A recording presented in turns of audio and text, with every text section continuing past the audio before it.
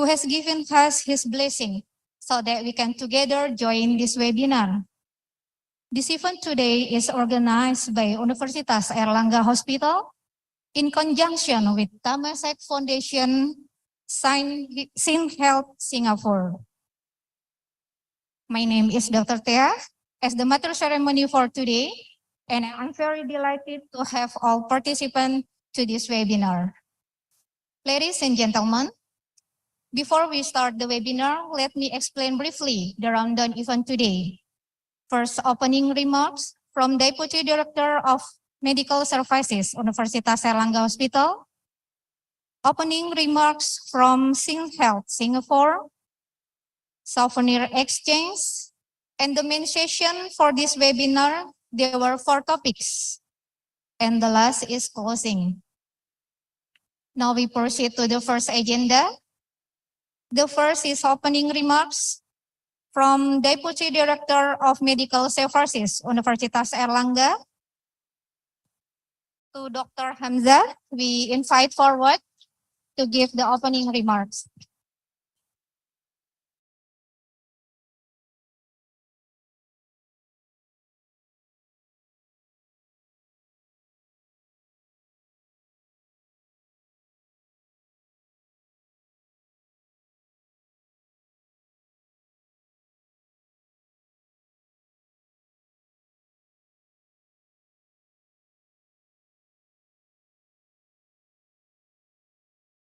Bismillahirrahmanirrahim. Assalamualaikum warahmatullahi wabarakatuh. Your Excellencies, distinguished guests, ladies and gentlemen, good morning and welcome. First, let me start the meeting with expression of gratitude, especially to our distinguished guests from Temasek Foundation and Sing Health Singapore. Present here, Ms. Vijaya Rao, Ms. Irene Tan, Dr. John Lee Song An,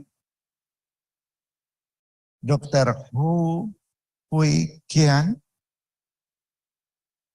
Dr. Jo Ling Wong, Dr. Marianne Chen Ye Hui, Mr. Vimal Palanichami. Today, I welcome all of you as you have come here to discuss and share your incredible knowledge and profound experience with the participants for almost all over Indonesia. So far, there have been 800 participants. I am grateful for the presence of so many of you here today. This lecture and workshop really help us to get into self-study as well as their achievement in the future. I would also like to convey my special thanks to our guest speaker or instructor, of course, more especially to Vijaya and Irene for all the enthusiasm and energy that you give for the participant of this meeting. Ladies and gentlemen, today we have exciting lineup of speakers and events, so we hope you enjoy everything we have in store. Thank you for coming to our meeting, and we hope you have a wonderful time. I hope each of you can end the lecture strong, positive, and well supported. I would like to extend my thanks for your participation and contribution. And I hope you have found the meeting insightful and enjoyable. I look forward to meeting these fantastic people again in the future. In the end, I also want to give thank you to the friends and colleagues who have prepared all this lecture and workshop without falling behind on their daily tasks. Warm regard. Thank you. Wabillahi taufiq wal hidayah. Wassalamualaikum warahmatullahi wabarakatuh.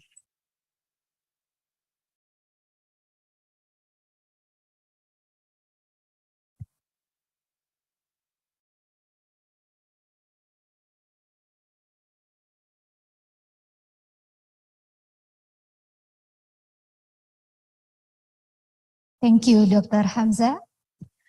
The next opening remarks from SingHealth Singapore. The first opening remarks will be delivered by Ms. Vijayaro. Ms. Vijayaro, the time is yours.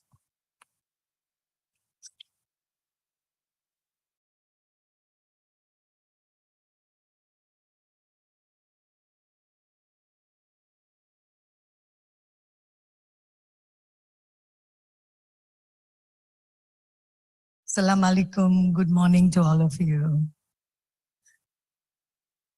My name is Vijaya. I am from SingHealth, Duke US, which is the academic medical center in Singapore. Before I go to my slides, am I clear? Am I okay? Okay, right. I must really talk about the journey that we have had with Airlangga University, and the journey is because of Dr. Hamza, really. Dr. Hamza, I really thank you for this wonderful friendship and you taking such good interest in this program. Without that support, I think we standing here won't make a difference at all. And I want to tell the people here, especially the residents from the Airlangga University and the hospital, and also the people listening. He came all the way to meet me and Irene, my colleague, to make sure this program happens and it is successful. He planned the program in such a way that people must benefit physically who are here today, and people who can listen from all over Indonesia. He said, the trainers from Singapore General Hospital will put in so much of an effort. This effort must be heard and listened to by many people who will benefit from the training. So Dr. Hamza and the university, thank you so much for this support.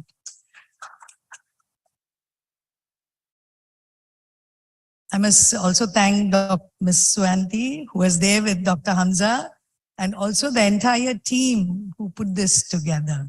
Another supporter is, of course, Temasek Foundation. This program was initiated together with Temasek Foundation, who had the vision of sharing knowledge between countries. Singapore had some knowledge, and Indonesia, with your population and the volume of patients that you have your knowledge too. So we're here to share and learn from you. There's always a learning. It is just not one-sided. So I really thank Temasek too for putting this and giving us this opportunity. And the third and the most important people are the team here. I think Dr. Ho, led by Dr. Ho, and the entire Singapore team. If you do not share, sharing stops at Singapore. It doesn't come beyond borders. And I thank you all for taking this time and effort to put the topics together and to share with the team. And fourth one are all of you participants. If we do not have participants, either physically or online, this program will be nothing. So really clap hands for all of you who are present here today and also people listening from online. I'll be failing if I do not share what is SingHealth and what is SingHealth Duke US Medical School. So I just have put few slides here just to. We are from SingHealth Duke US, which is an academic medical center. When I say academic medical center, very similar to the Airlangga University and the Airlangga University Hospital.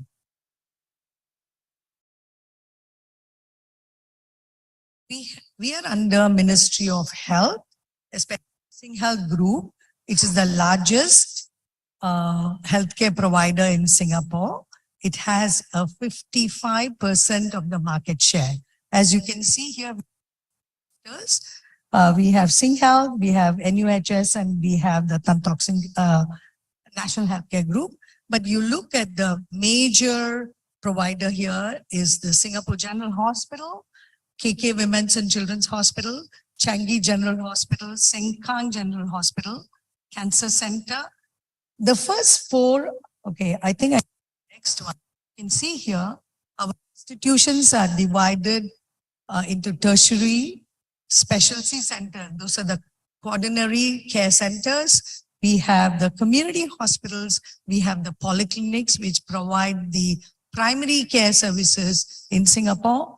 And on the left-hand side, you see the listing of the hospital. We have the Singapore General Hospital. We have the KK Women's and Children's Hospital, Changi General Hospital, and the Sengkang General Hospital. Singapore General Hospital is the oldest. As of this year, we celebrate our 203 years. And Singapore General Hospital has been rated as one of the top 10 hospitals in the world. And I think it's the top hospital in Asia. Yes. And it is not by us. It is done by international group, which we don't even know, but we get every year, we are on the top 10 hospitals. So very proud to say, we are also KK Women's and Children's Hospital. Those of you dealing with women and children, you would know it is the choice hospital for all the women and children in Asia. We receive a lot of requests for taking care of women and children, even from Indonesia, because some things that they think there's an advanced maybe treatment protocol, people do come and visit, both of course SGH and Singapore General Hospital. Changi General Hospital is in the eastern side of Singapore, which is very close to the Changi Airport. In fact, Changi General Hospital takes care of all the emergencies in the aircraft, in the airport. So we do have a lot of people visiting the Changi General Hospital as well. Sengkang General Hospital is a very new hospital. When I say new, it is a couple of years. I think Dr. Ho can say more about this Sengkang General Hospital. It's in the heart of the community where you see people in and around. Those of you very familiar with Singapore, the housing development houses all over. This Sengkang General Hospital is planned to be among all the people where people find the hospital as just a neighborhood. They can walk in and out. The emergencies can be well taken care of. There is also a community hospital located in the Sengkang General Hospital. So those are the four main tertiary hospitals. Specialty centers, we have 5 national specialty centers. These centers used to be departments within the Singapore General Hospital, but because of the population growth and the requirement of the country, we developed into centers of excellence. Okay, National Cancer Center Singapore is very, very popular. We are the registry for cancer for the entire country. And as of last month, in the month of May, we are the first government institution to start the proton therapy for radiation oncology. So it stands tall. It's a very big, investment between the government and us. I'm very happy if any one of you would like to come and see the hospital. Just call Irene. She will be able to make arrangements for you all to come and see the hospital. And we do see a lot of cancer cases as well. National Heart Center, again, is a center of excellence. A lot of research happens within the National Heart Center to make sure the people benefit. Whatever research we do, people benefit out of the research as well. Again, it's a center of excellence and the registry for Singapore. National Neuro Center, located away from Singapore General Hospital, but it is our center that looks after a lot of neurological cases. Singapore is an aging population. We have put in very good systems for such as stroke, dementia. Again, a lot of research happening. Advanced care is happening in the National Neuro Center as well.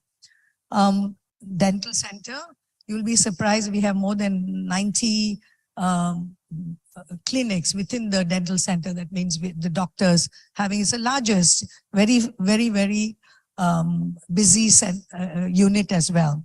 We also have the National Eye Center. Eye Center is popular for its transplants as well, apart from, again, 9 various subspecialties within eyes. Name it, we have it. There's no gap in the service. People who want to take the best, they also come to National Eye Center. We do cornea transplant as well. That is the coronary care centers. A new concept, it's not too new for Singapore, it's been there for a while, is the community hospitals. Those people who may not require acute care anymore, with a little support from the rehabilitation program, they go through the community hospital, which is very connected with our tertiary hospitals as well. If they need any interventions, our doctors are always there, but the rehabilitation is a strong sense community hospital. Okay, we have a few community hospitals. We have 3. Sengkang has very strong, even the Changi General Hospital has a very strong community hospital, including Singapore General Hospital also has a community hospital within its campus.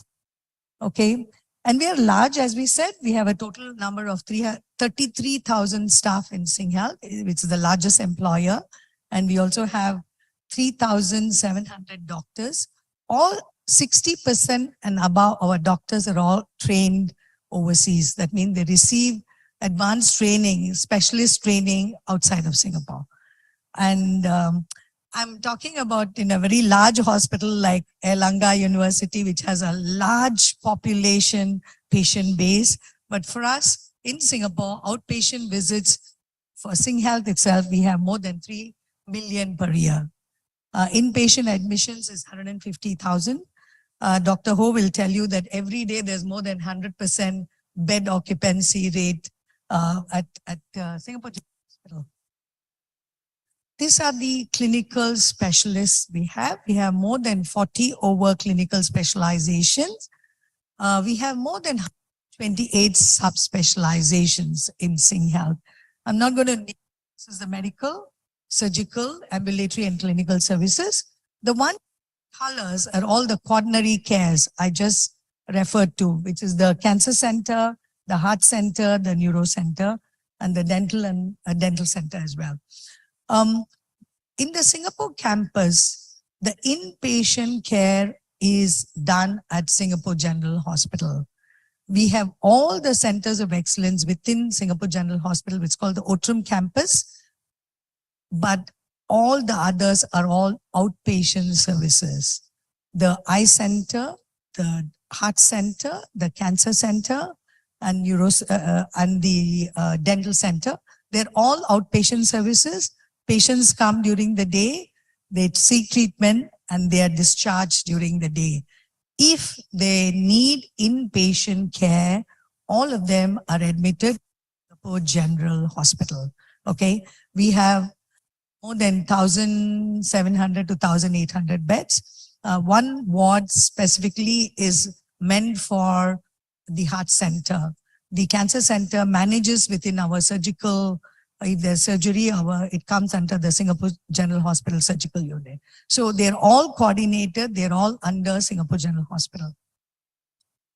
This is what makes us academic, what makes us an excellent healthcare system, healthcare service provider, is because of our excellence in education. If you look at SingHealth, we have 3 calligraphic stroke. You know, it's the 3 pillars of SingHealth. Patients, which is very important, education, and research. So we have just taken it in our logo. We've also ensured that we have practiced and put that in action. So since we have SingHealth residency program. I hear there are a lot of residents here from anesthesia residency. We have a very good residency program under SingHealth residency.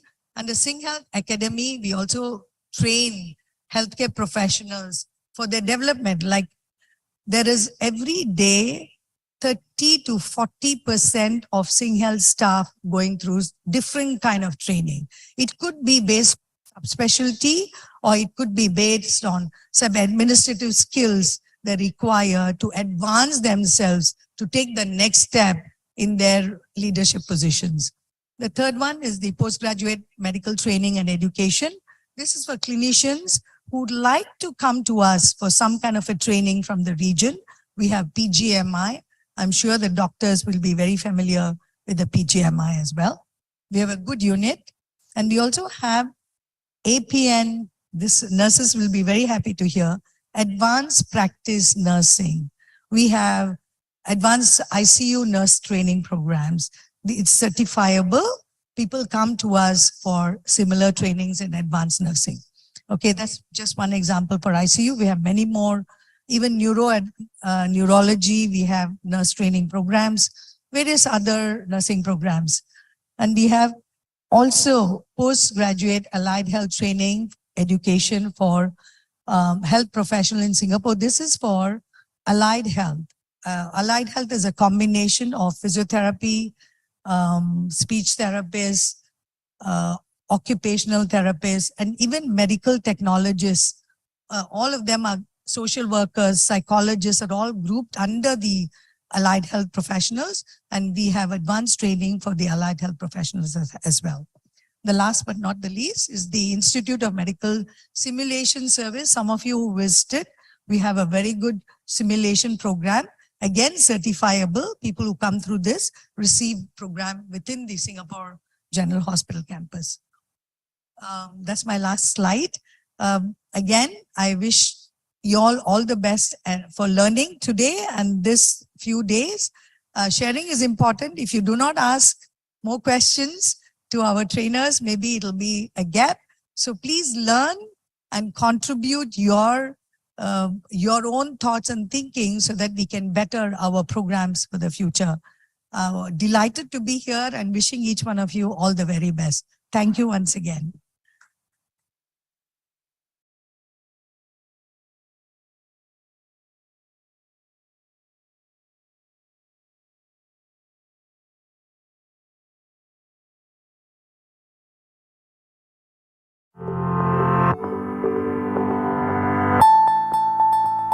SingHealth is so unique because we have the entire continuum of care from primary to secondary to tertiary, quaternary, and intermediate and long-term care. One of the major strengths of SingHealth as we develop our academic medical center is the strong partnership that we have with Duke NUS and Duke University in Durham. Duke NUS brings their strength in medical education and research, and SingHealth brings its strength in the large patient base and the excellent medical care and clinical skills that we have. We come together to focus on how we can improve patients' lives. That's what academic medicine is all about. What we're here to do is to create physicians that will populate the health systems to help transform and enhance the academic environment in the clinical care systems. All staff across the institution is dedicated to clinical care, but what academic medicine adds to that is an opportunity to learn and experience new and current therapies. It provides an opportunity to teach. And it provides an opportunity to participate in exciting research programs. What we find is that our staff and physicians are quite excited and love to work in these centers because of this sort of exciting atmosphere to end up with what we really believe will be a world-class academic medical center and hope to be one of the best in the world. We focus on 6 key research areas that address the healthcare issues and disease patterns in Singapore and the Asian region. Fibroadenomas are very common benign breast tumors that occur in millions of women worldwide each year. It also turns out that sometimes this benign tumor turns into a cancer, and we'd like to understand the causes for it turning into a cancer. So we're very pleased to identify the key gene that we believe is responsible for the formation of this very common breast tumor. All these discoveries eventually, we hope, will be translated into clinical applications to be used by the doctors, the pathologists, to help the management of the patients. So we had two studies published in Nature Genetics recently. The first study identified a couple of genes for primary open-angle glaucoma, one of which was the ABCA1 gene, but that also was identified in the second study for intraocular pressure. We hope that these studies will enable us to firstly detect patients earlier before they get the disease, to understand better the disease mechanism and profile and how they respond to therapy. Ultimately, we hope to develop new treatments for this disease based on the mechanisms. More than a decade ago, leukemia was considered as a death sentence by many. So the focus of our research is to use new, novel treatment strategies for leukemia treatment, and also to understand why patients develop resistance to certain chemotherapeutic drugs. We collaborated with Charles, who supplied the patient material, as well as the clinical data. We were able to relatively quickly identify a variant in a gene called BIM. What we were then able to discover was two very surprising things. One was that the gene variant that we found was inherited. The second surprising thing was that this gene variant was only present in East Asians. We were able to propose a drug that could overcome this unusual form of resistance. Our discovery was made in a rare cancer, chronic myeloid leukemia, but we were able to apply this discovery to a much more common cancer that's seen in East Asians, called EGFR mutated non-small cell lung cancer, and we see several hundred cases a year alone at the National Cancer Center. Our continual investments in education resources ensure that our staff have access to state-of-the-art training facilities for effective team-based training. With the increased complexity in healthcare, it's very seldom that you have one patient looked after by only one healthcare professional. It's always a team. So in order to make sure that all the healthcare providers know what are their own strengths and what are the strengths of the other healthcare providers so that they can actually create a synergy out of this partnership, I think interprofessional learning is critical to ensure that our patients get the best care. We review and continually develop infrastructure to expand our capacity and improve facilities to address future healthcare challenges.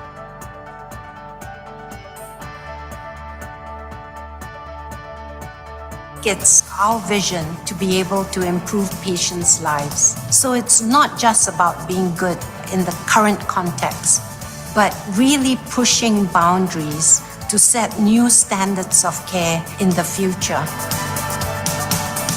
SingHealth Duke NUS Academic Medical Center, defining tomorrow's medicine.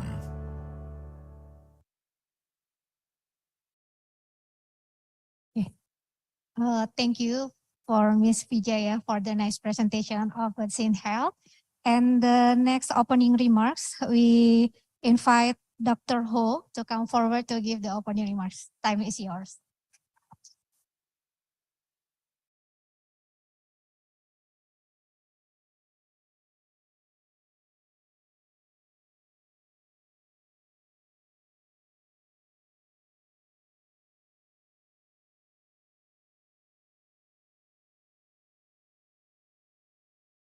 Good morning, everybody.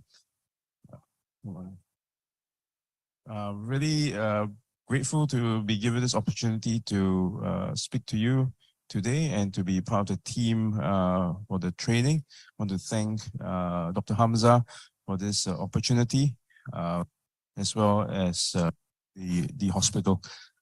Yep.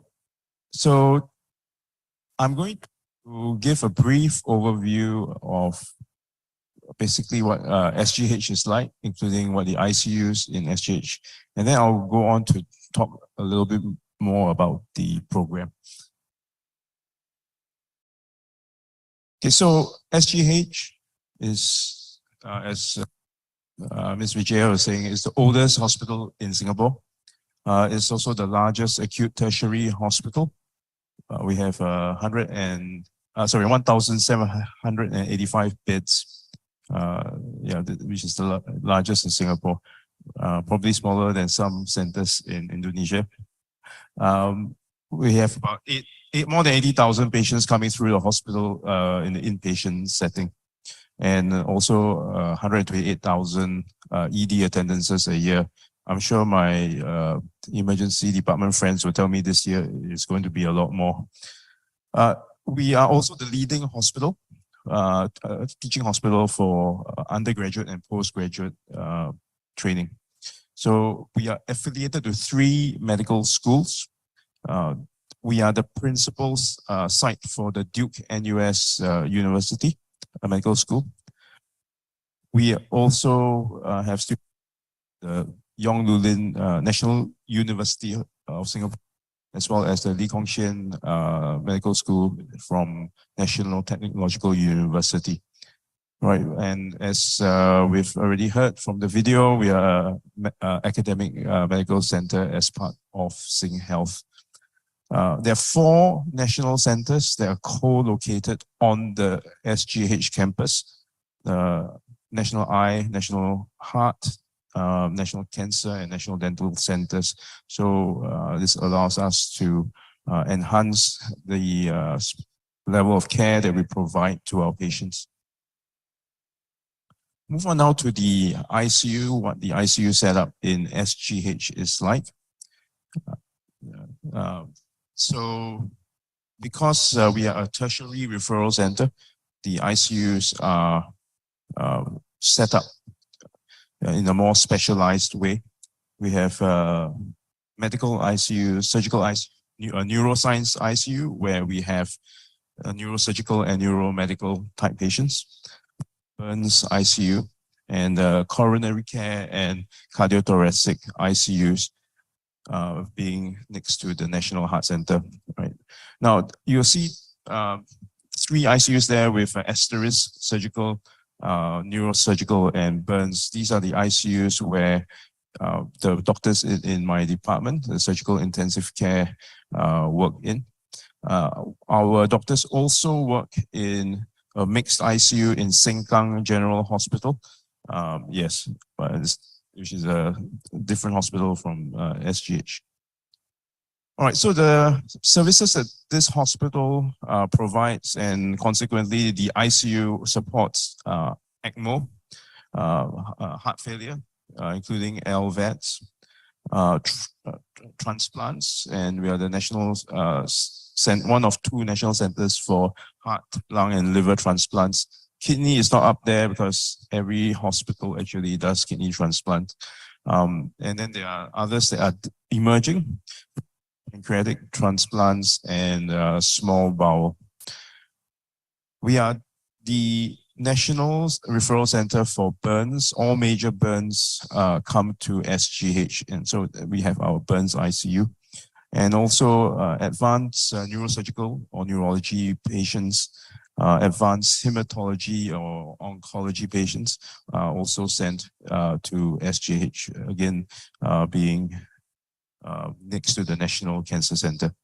SGH is also a level 1 trauma center, so major trauma gets diverted to us as well. I'm just going to give you a brief tour, very brief, of our ICUs.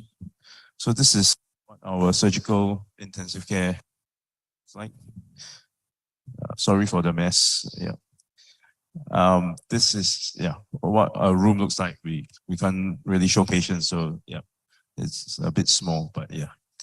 This is our neuroscience ICU, almost similar, and this is what the rooms look like as well. This is a burns ICU. If it looks, it's because it's quite newly renovated, and also a little bit bigger inside. Right, which brings me to this program. So yeah, as Ms. Vijaya was saying, this program was thought about. Okay, it started since 2019. Okay, by my predecessor, Professor Ng Shin Yi, and he saw the opportunity to really partner with Indonesian hospitals to try to improve quality and patient safety in ICU. So yeah, started in 2019. The initial plan was for 5 training sessions. Importantly, it was supposed to be hands-on. That's where the most value for learning can come, instead of just lecture. It was supposed to be done over 2 to 3 years, followed by a number of people from Surabaya to come over to be master trainers. And the idea is for this to be sustainable. Yeah. And then, of course, this thing, it didn't happen. All right. As with all things in the pandemic, we moved to online platforms. Before 2020, I never knew this thing called Zoom. I think now everyone is. So we thankfully managed to resume the program. We launched it with a symposium in February 2021 and followed up first online training in April, which was very well attended. I think it was about 500 participants. So yeah, really thank you for the support. And this includes medical and nursing participants as well. So we are now here after quite a long journey to get here. But really want to thank all our partners. Again, thank you, Dr. Hamza. Thank you, Airlangga University Hospital. Thank you. I want to thank the Dr. Ramalan Navy Hospital as well, who were the partners with us for the online training as well. Really want to thank the organizing team for all the hard work to set this up. We came here yesterday to look at the setup. I must say it's an amazing job. A lot of things have been happening behind the scenes to make everything run so smoothly. So really thank you. Thank you for the warmth and hospitality as well.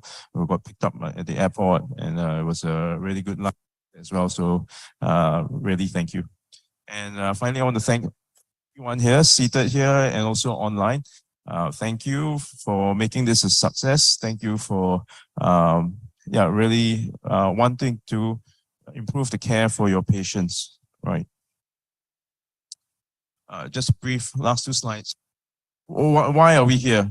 Okay, so on the piece of paper, all right, when we put up the program, this is the training objectives. All right, but 2 keywords, I think, basically advanced skills and to advance knowledge, right? The second part is a sustainable impact, right? We want this to continue. We want, we want everyone here to be able to continue this improved care and to keep on improving the care for patients. But this is a lot of words, and so what does it really mean, right? So I think this is actually basically a partnership, right, between Singapore, between Surabaya. Okay, there are things that we do well in, there are things that you do well in. We all have a different patient population, and we can partner and towards a common goal, which is to see our patients in the ICU get better, get well, get out of the ICU, and hopefully they are able to return to their lives. Yeah. So that's the common goal. And with that, thank you.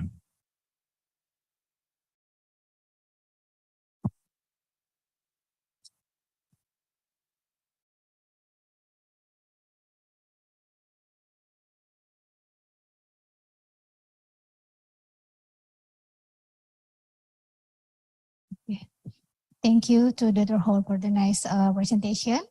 The next agenda was software exchange. We invite come forward on the stage, Dr. Hamza and Dr. Ardian, and also all the teams of Temasek Foundation and SynHealth Singapore. Please come forward on the stage.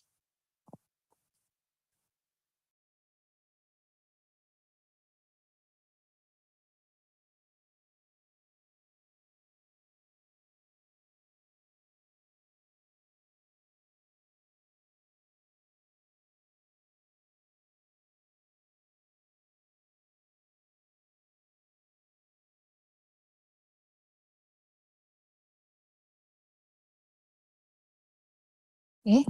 The first souvenir will be delivered by Dr. Hamza to Miss Vijaya, please.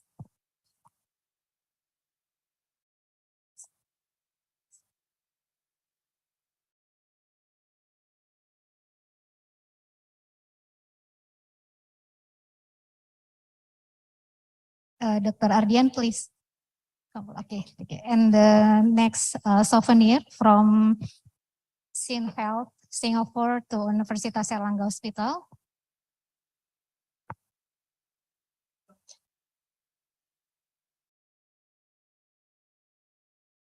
Okay, thank you.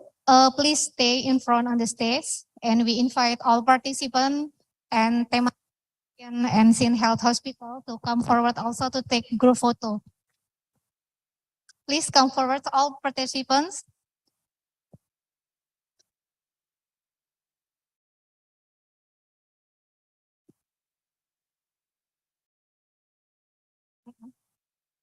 Cukup enggak? Cukup. Kalau bisa nih. Please come on the stage. Iya, semua.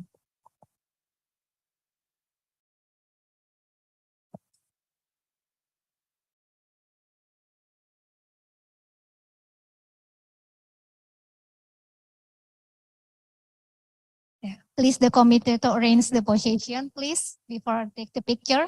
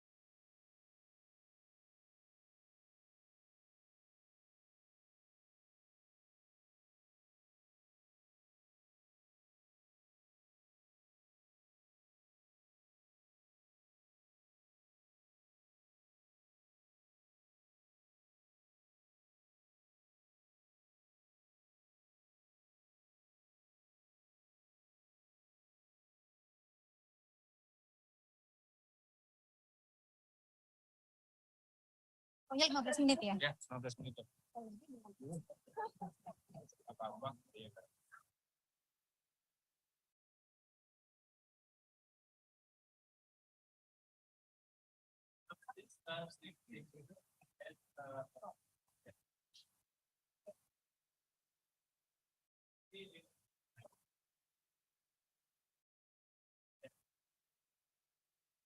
Okay, thank you to all participants. Now we are going to the coffee break session. We give time about 15 minutes. Please, all participants and the attendants can get the coffee break in the right side of this room. Thank you.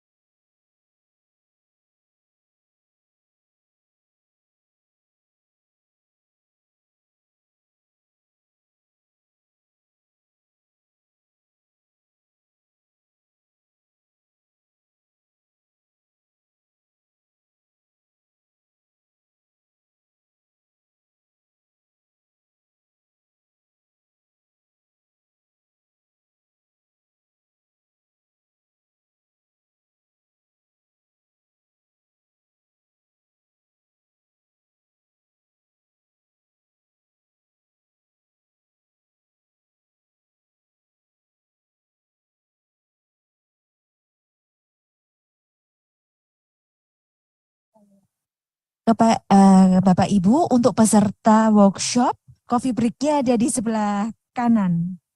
Jadi peserta workshopnya monggo, coffee break sampai pukul 9.15.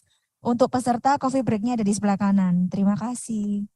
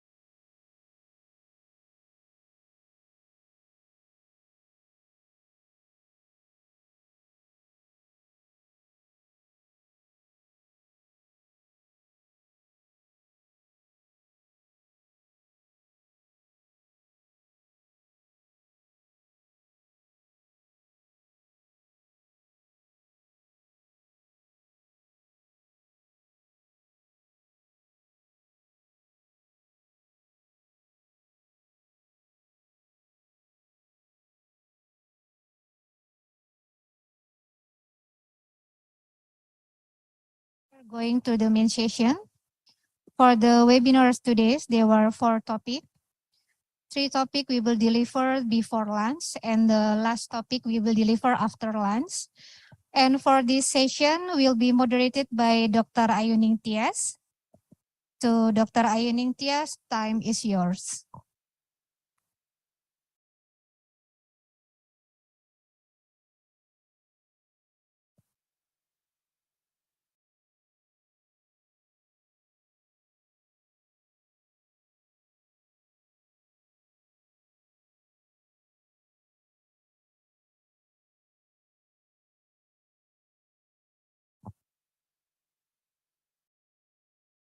Testing. Selamat pagi semuanya. Good morning to our distinguished speakers from Singapore and to all our participants, both in this auditorium and all our participants online via Zoom. Currently, we have 465 participants from all over Indonesia. Atau dalam bahasa kita bilang dari Sabang sampai Merauke, dari timur sampai ke Talaut. Oke, tadi seperti sudah dijelaskan oleh Dr. Thea, kita punya 4 topik pada hari ini. Yang we have 4 exciting and essential topics for patient safety in critical care management, and each topic will have 1 hour, including the Q&A session. If there are any queries from our Zoom participants, please provide your name, institution, and question in the Zoom chat. Jika selama presentasi ada peserta Zoom yang ingin mengajukan pertanyaan, bisa via chat Zoom dengan menyebutkan nama, institusi, dan pertanyaannya untuk kemudian dijawab pada akhir presentasi. Untuk peserta di auditorium, dipersilakan bertanya pada akhir presentasi. Okay. The first topic is ventilator strategies to be presented by Dr. Ho Wei Kian. Dr. Ho has a very extensive resume. He is a senior consultant anesthesiologist and intensivist. He completed his specialist training in anesthesiology in 2012, and he was awarded an HMDP fellowship in 2013 for intensive care at the Alfred Hospital in Australia, and completed his subspecialty training in intensive care medicine in 2015. He was appointed the head of intensive care medicine at the Sengkang General Hospital in October 2017, and concurrently appointed head of the surgical intensive care at the Singapore General Hospital since July 2021. Dr. Ho's areas of interest include trauma, burns, resuscitation, and crisis resource management, critical care rehabilitation, and medical simulation. Without further ado, Dr. Ho, the time is yours.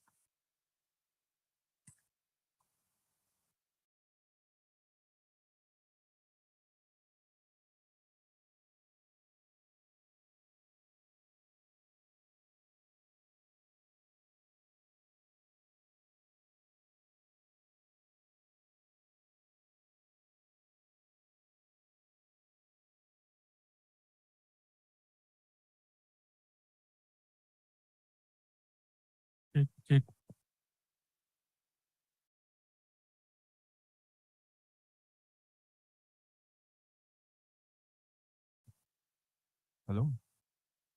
Can you hear me? Yes, okay. Yeah, thank you, Dr. Ayu, for the very kind introduction. Yep. So today I will be talking on ARDS and some of the management. I'll keep it fairly. I'll keep it testing. Yeah, I'll keep it fairly brief. Okay, just going through the main ideas, and the second part is how do we wean patients off the ventilator? How do we get them liberated from the ventilator? Okay, so first part, ARDS. So this is what I'm going to go through.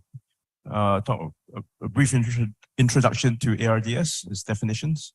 We'll talk about the ventilatory strategies, followed by the non-ventilatory strategies. And I'll talk a little bit on this thing called APRV, and then we will conclude. So any ARDS talk will have to have this page. What's the definition of ARDS? We take it from the Berlin Convention definition. It's 10 years old now already. Okay, the most important thing is acute onset, which by definition less than a week, right? With bilateral opacities that look like it's pulmonary edema, right? And that the PF ratio is less than 300 on a minimum PEEP of 5 cm water, all right? It must not be fully explained by cardiac failure or overload, all right? So it looks like pulmonary edema, but it's not. And yeah, so it's actually a lot of times a clinician assessment. ARDS is also subdivided into categories: severe, moderate, mild, moderate, and severe. And this is based on the PF ratio as seen on the table. The severity also correlates with mortality. So that's why it's important. All right, and it's seen on this table here. Okay, so what are some of the risk factors for developing ARDS? Okay, so there are some direct, which means lung risk factors, and the indirect. Okay, so for the direct risk factors, pneumonia very, very common. Okay, if you have aspiration of gastric contents, again common. This, if you have a trauma with a lung contusion, again common. So there's a rough distribution. Other things that can give you ARDS: fat embolism, near drowning, inhalational injuries from burns, of course, okay, and reperfusion injury. Now the indirect one, quite commonly that we see, multiple trauma, massive transfusion, as well as sepsis in general, not just a pneumonia. All right, pancreatitis as well. Okay. So an overview of ARDS management, we divided it into, or I divided into a ventilatory and non-ventilatory. All right, for ventilatory management, some of the concepts that I'm going to visit here are protective lung ventilation, as well as an open lung approach with or without recruitment maneuvers. We'll explore a little bit about neuromuscular blockers and prone positioning. And I'll just touch a little bit on high frequency oscillation ventilation, HFOV. My unit does not practice this, but it's just for completeness.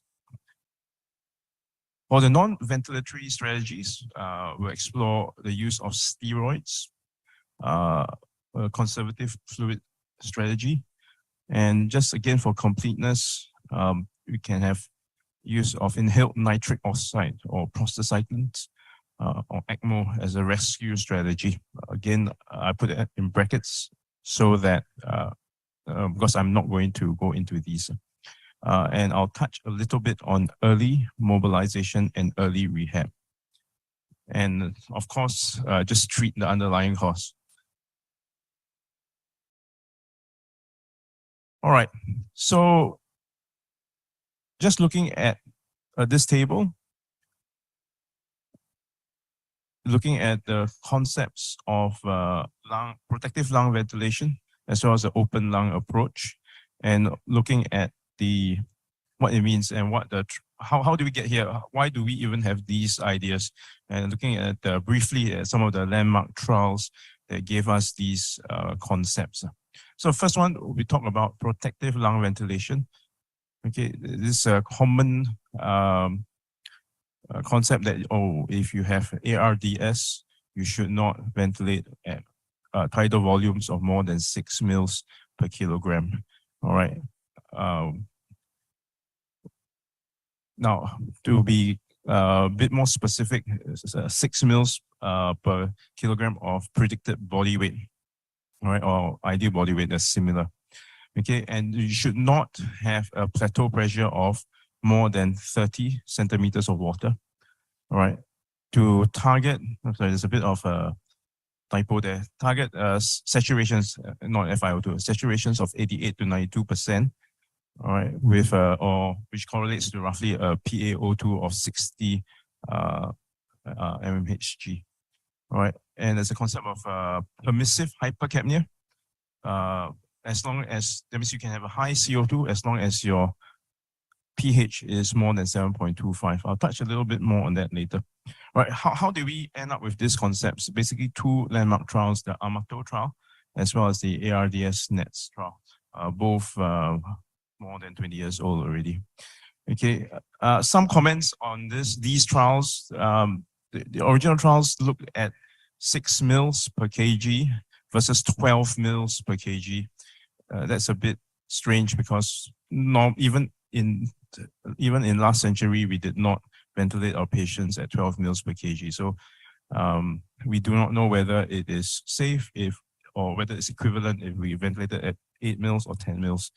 Also, the plateau pressure they allowed was up to 50. Again, that's not something that people would have done as well. But in any case, this has become almost the standard way of ventilating the patient, as in these are the limits that we want to set. The second concept is open lung ventilation. What does it mean? Okay, so in other words, you're trying to open up the lungs or open up the alveoli by having a high PEEP or high mean airway pressure, as compared to trying to increase the oxygenation purely with increases in the FiO2. All right. Some of the landmark trials are the alveoli trial, the LOVES trial, and EXPRESS trials. Okay, on its own, these trials either showed no difference or only improvements in oxygenation, but no mortality benefit. How we came to prefer higher PEEP compared to FiO2, means open lung, was this meta-analysis in 2010 by Brill, which showed improved survival when he did when he combined all the studies. Okay, in moderate to severe ARDS. Okay, the last one, which is related to open lung, is lung recruitment. In reality, open lung, you are actually trying to recruit the lung, but in a stepwise recruitment maneuver, you're actively increasing the pressure step by step up to 30 centimeters water. That's really high. Or similar to the LOVES trial where they go 40 cm water for 40 seconds. All right. So what they do, they go stepwise, 5 centimeters at a centimeters water at a time, up to 30, sometimes even higher. All right. And then they step it down until you get a desaturation. So then you know, okay, this is when the lung starts to de-recruit. And they re-recruit the lung back up to 30, and then they step down to just before the last de-recruitment. This is out of favor now, okay? It just show improvement in oxygenation, like most of the things that we do, but the increased mortality or no difference. All right, so not much benefit was seen. All right, so I'll move on. Okay,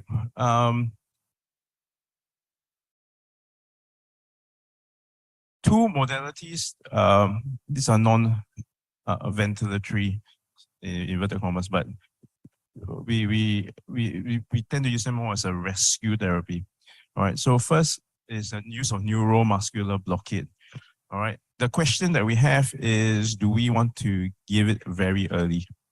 All right, if you have a PF ratio of less than 150, you immediately shoot in some neuromuscular blocking agents. So the first trial that seemed to suggest that it is helpful if given early was the Accuracies trial in 2010. So they showed lower mortality and more ventilatory-free days, but no difference in ICU weakness. Okay, which is what we are worried about. If you paralyze the patient, they have disuse and muscle atrophy, and then they will have ICU weakness. So they showed that it wasn't. Now, this was followed up by the ROSE trial in 2019 and basically showed no difference. So some of the comments, the ROSE trial actually used a higher PEEP compared to the Accuracies. and lighter sedation in the control group. So which suggests that if you use a higher PEEP, you may not see the benefit of the neuromuscular blocking agents if you use early. Okay. Now, prone positioning, what does it mean? The standard practice now, if you say, I want to have this patient prone to improve the oxygenation, it means you should do it for more than at least 16 hours a day. And in patients with a PF ratio of 150, those are the trials that show benefit. Currently, it's used more as a rescue strategy unless it's COVID. I think COVID, most people tend to turn patients early. The reason for that is mainly logistics. You need more manpower, and you also have other risks associated with the prone positioning, which I will go through later. First, the landmark trials first seen in Gattinoni's prone supine study, which only showed improved oxygenation. Okay, but the Procedure trial in 2013 basically showed better mortality, better oxygenation, more ventilatory-free days. Okay, so seems to be of benefit, and this is before COVID. A quick one on HFOV. Two landmark trials in 2013 basically show no mortality benefit or even increase in mortality. Subgroup analysis for pediatrics showed no harm, basically. So you might still see this in some pediatric units, but for adults generally, based on these two, we generally do not offer this. Okay, the next one, steroids. Okay, should we give steroids in ARDS? When do we give it? So those are the main questions. Just quickly through some of the older trials. Most of the older trials are by this, they are positive by this gentleman in Maduri. So yeah, fairly high dose up to 2 milligrams per kilogram per day, 1 to 2, and he gives it for very long, like nearly a month. Okay, and starts kind of early, like between up to about 7 days.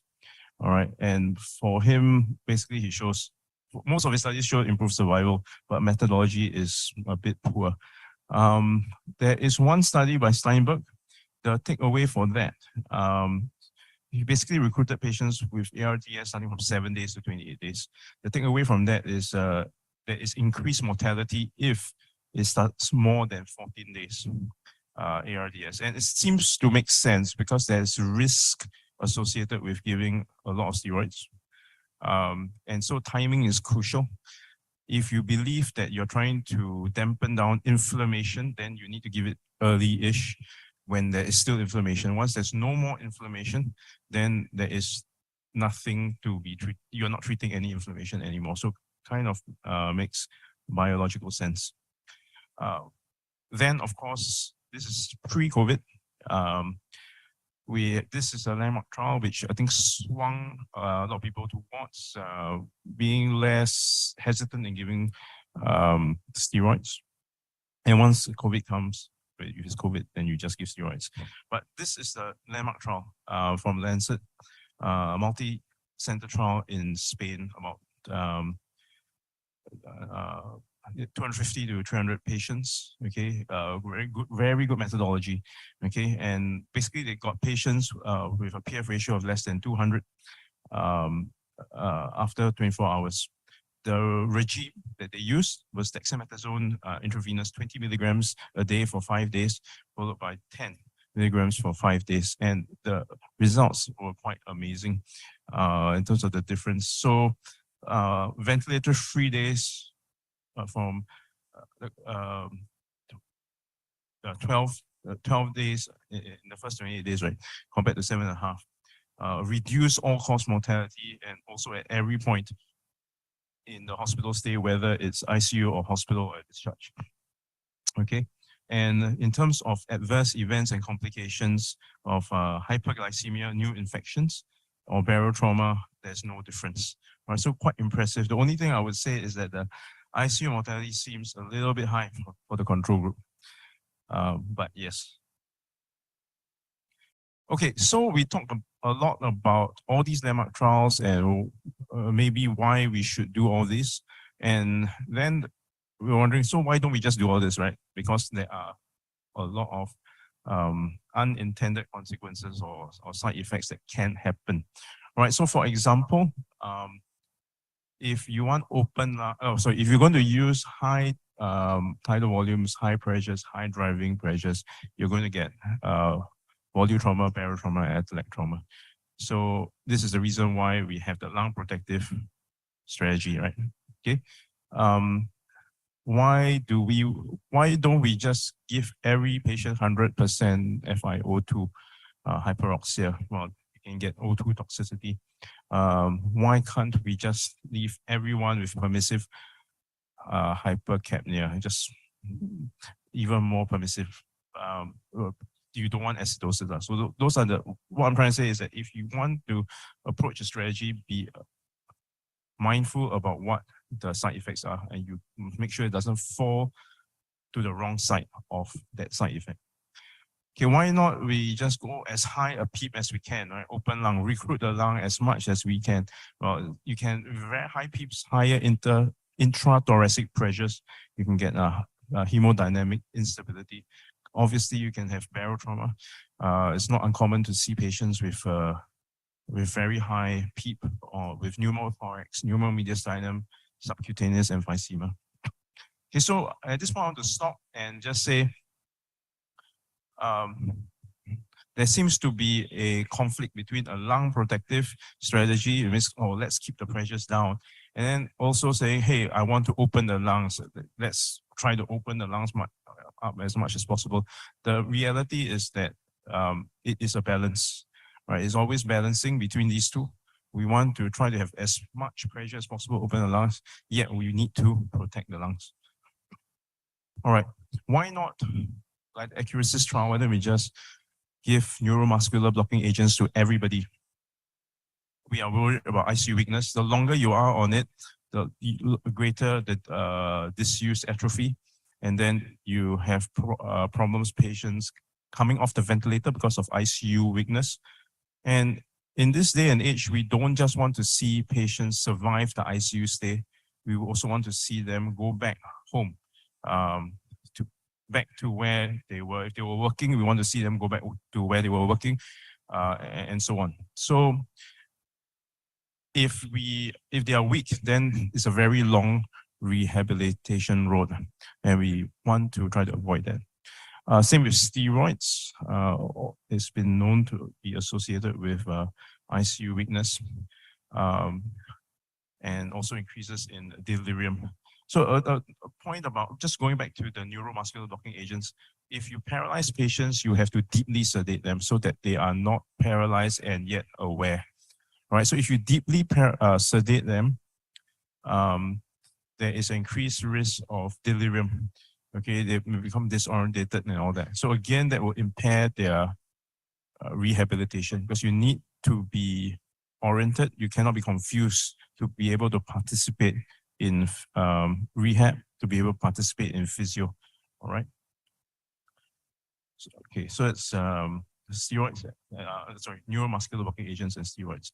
Okay, and the last one, prone positioning. Why don't we just prone everybody?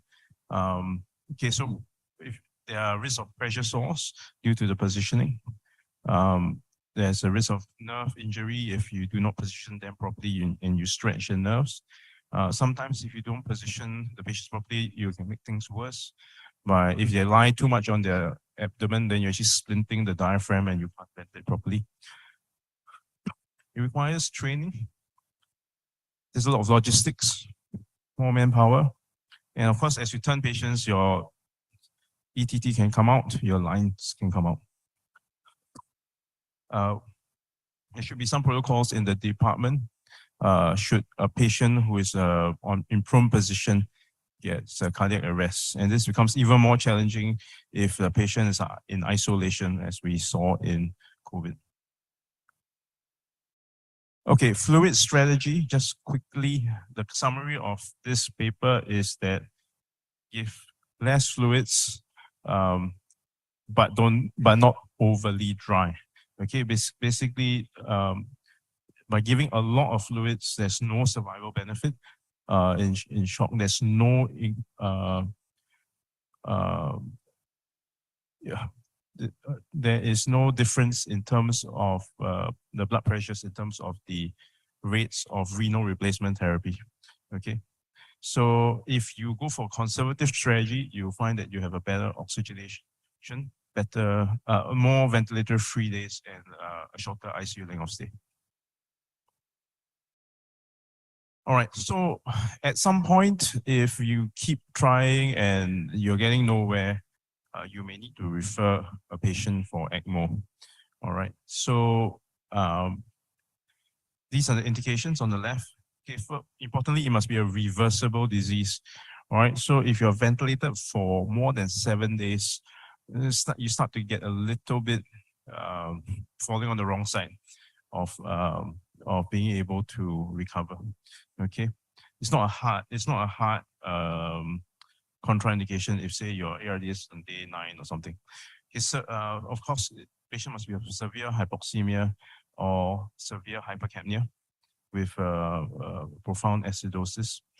If you can't achieve your lung protection targets, or you've done everything, you have paralyzed the patient, you're prone the patient, and you still can't do these, all right, then ECMO may be indicated. Or if you have a significant addict, like a pneumothorax, for example, which prevents you from achieving your your ventilatory targets. So then ECMO may come in. So there's some contraindications, active bleeding. So because if you cannot anticoagulate the patient, you can't put the patient on ECMO.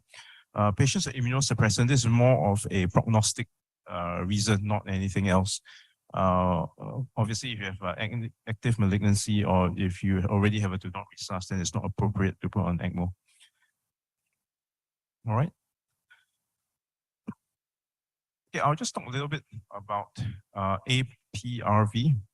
So this is one of the papers that showed, this is in 2017, that showed that early application of APRV not only improves oxygenation, that has been proven for more than a decade, but this is the first paper to show fewer mechanical ventilation days, shorter ICU stays. All right. So what is APRV? Okay, there are many names. Okay, so a few ways to think about it. One is that it's an extreme inverse ratio ventilation. Normally, when we ventilate a patient, it is a ratio of 1:2. In other words, if you have a inspiration time of 1 second, then you have an expiration time of 2 seconds, so 1:2. Okay. Now, an inverse ratio means that you have an inspiration time of 2 seconds, for example, and an expiration time of 1 second. Now, APRV makes it extreme. All right, it's a 5-second inspiration and a 0.6 expiration. Okay, it is like a bi-level pressure control in that sense. Okay, intermittent mandatory ventilation. Okay, so another way to think about it is like a CPAP. All right, it's a continuous pressure for a long period of time, in this case like 5 seconds, and then a very short release, all right, of about 0.6 to 0.7 seconds. All right, how did this idea come about? Okay, it's actually based on an open lung approach. If you think about it, it's just a high pressure CPAP for a long time. That's basically trying to recruit the lung. Is a way of opening lung up. Okay, and patients can actually still breathe because it's CPAP, right? You can actually breathe even though the lung is very distended, okay? And they can take their own breaths. And okay. Okay, so some indications, most of us will use it for a rescue or severe ARDS. Some people do use it almost routinely. And this is for when you have diffuse pneumonia. Why diffuse? What if you have only one lung? That is lobar pneumonia. Then you have a very good lung the other side. Okay, if you have a CPAP, whatever, right, very long, you are preferentially shunting the pressure to the good side. You're continuing to increase the aeration on the good side, whereas you're still struggling on the bad side. Okay, yeah, and yeah, it helps with APRV. Definitely helps with lung recruitment and athleticism. Okay, this is too many words. I just quickly go through the main points. Essentially, the advantages for APRV is that it improves lung recruitment. Okay, it preserves spontaneous preserves the spontaneous ventilation breathing. All right, and because you are setting it as a CPAP, you don't have to worry about things like plateau pressure, right? As long as you don't go above 30, right? So there's a potentially a protective lung effect. Okay. But disadvantages, clearly, if you're having a very high pressure for a long time, it may increase the risk of barotrauma and volume trauma. Okay, because the lungs are so distended, the patient, although can breathe, has a lot of work of breathing. Right, this may not be so good if patient is unstable in terms of hemodynamics. And of course, if you have such a high intrathoracic pressure, if your patient is dry, for example, that can also worsen hemodynamic instability. All right. If you want to know more, this is to me the paper to read. Yeah. It covers most of the basics of what I will be saying. Okay, I'll just go on this one. Okay, so just a quick summary of what it is about and how to start APRV. All right, as I said, it utilizes a prolonged inspiratory time. As you can see here, it's a T high, which is the time that the pressure is high. Okay, and a very short T low. So, yes, okay, here we are. Okay, so the T high is here, okay, very long, and a very, very short T low. Okay, all right. So this is the part where, because it's time where the pressure is high, it recruits the lungs and optimizes gas exchange. And because this is very low, it just allows a release so that you can ventilate, you can have CO2 exchange, right? And yet it's short enough so that when you release, you do not de-recruit the lung, right? So that's the concept. Okay, so how do you set it? Okay, so normally I think in terms of number of breaths a minute, normally we want 12, right? So 60 divided by 12 is about, it's not about, it is 5. Okay, so I will set my T high at 5 first, normally, all right? And then your P high, you shouldn't go above 30 because of plateau pressure, you shouldn't go above 30, right? So normally I set about 28, it was very bad, okay? And then your P low here should be 0, okay? Can? So that's left, so that's all very straightforward, right? You're left with, how do you decide how much T low to go? Okay, so the answer is here. This is the usual range, 0.5 to 0.8, okay? How do you really know how much is it? Is it 0.5 or is it 0.8 or is it in between? Is on this chart. Okay, when you look at your expiratory flow, you look at the peak expiratory flow. In this case, this example is 60. All right, and for APRV, you'll see this, your flow scalar, right, will look like this. Okay, it will come down and then there's an inflection point here. Okay, this inflection point should be between 25 and 75% of your peak. All right, for convenience, we just say 50%, roughly eyeballing it 50%. Okay, so this is how you know, because if you have it here, you have not released enough. Okay, the lungs are still too distended and may not have enough CO2 exchange. If you ended up here, you have too much release and you may de-recruit lungs. So the nice number is 50. All right. So, yeah. Okay. So that's how I would start. How do you read? Okay, the key word concept is drop and stretch. Okay, so you drop the P high. So if you start at 28, you may want to drop to 27 or 26. So that's dropping of the P high, and you stretch the T high. So from 5 seconds, you may want to drop to 5 point. So you want to stretch to 5.5 or 6, for example. And you keep doing it here. You keep doing it until one of two things. You can do all the way until you get CPAP, pure CPAP. Okay, you can imagine, right? Or the second is at some point when your oxygenation is good enough, you may want to switch to conventional mode. Okay. Some questions, can you paralyze a patient on APRV? Answer is yes, you can. All right. Yeah, but there are things that you need to look out for. Okay, so this is a summary slide. Thank you. This is a summary slide. Okay, so after I've said all that, right, then a lot of my residents will ask me, so what will you do? So this is my answer. Okay. Clearly, this one is non-negotiable. Okay, 6 mils per kg. Keep blood pressure less than 30, as you mentioned. We target the SpO2 of 8892. Of a PaO2 of just a little bit more than 60 is good enough. Permissive hypercapnia only if I have to. That means I'm struggling with all this, then okay, I will allow permissive hypercapnia.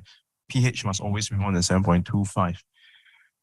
You may have to refer to for ECMO or ECO. This is extracorporeal CO2 removal. Okay, so there are dialysis machines that can actually just do that. I will employ an open lung concept. So these are some of the things that I will do. First, if I'm using a conventional approach, I will use a high PEEP. Otherwise, as a rescue, I may choose to use an APRV, all right, in the correct patient profile. I will use neuromuscular blocking agents only if I have to, generally as a rescue, or if there's ventilatory dyssynchrony. A patient may have very high oxygen consumption. This may help sometimes, okay, because you paralyze them, you reduce oxygen consumption, or there's problems with chest wall compliance, all right. Okay, I will prone patients as a rescue as well if I've maxed out everything here.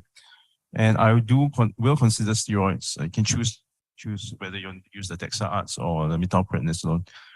I will start thinking about it on day 5 to 7 and definitely before day 14. Keep your patients volemic, but on the dry side. Always look at your renal panel. Be mindful about AKI, okay, because you don't want to end up pushing the patient to needing dialysis. And always examine your patients to know if their fluid status. Okay, consider ECMO. If you see your patients start deteriorating, you start to see organ perfusion issues because of a lack of oxygenation, early ECMO referral. If it's a late ECMO referral, usually it does not work. And importantly, early mobilization and rehab. All right, this will help you get the patient off the ventilator as well. All right, I'll stop here for this part. Yeah, any questions?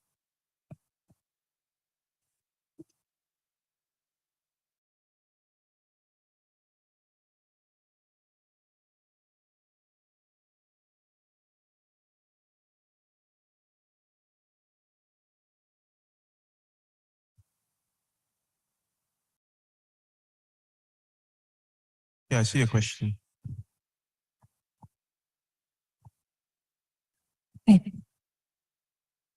Silakan, ada mic diserahkan ke belakang.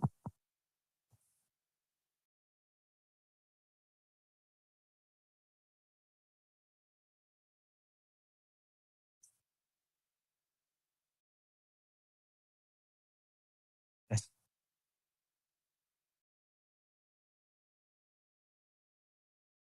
Check. Thank you for your presentation, Dr. Ho Hui Kian. My name is Frankie Santoso from Anesthesiology Department of Dr. Sutomo Hospital. I would like to ask you some question about the using of neuromuscular blockage for ARDS. What based on your presentation, there is no difference in mortality or other outcomes for ARDS by using NMDA.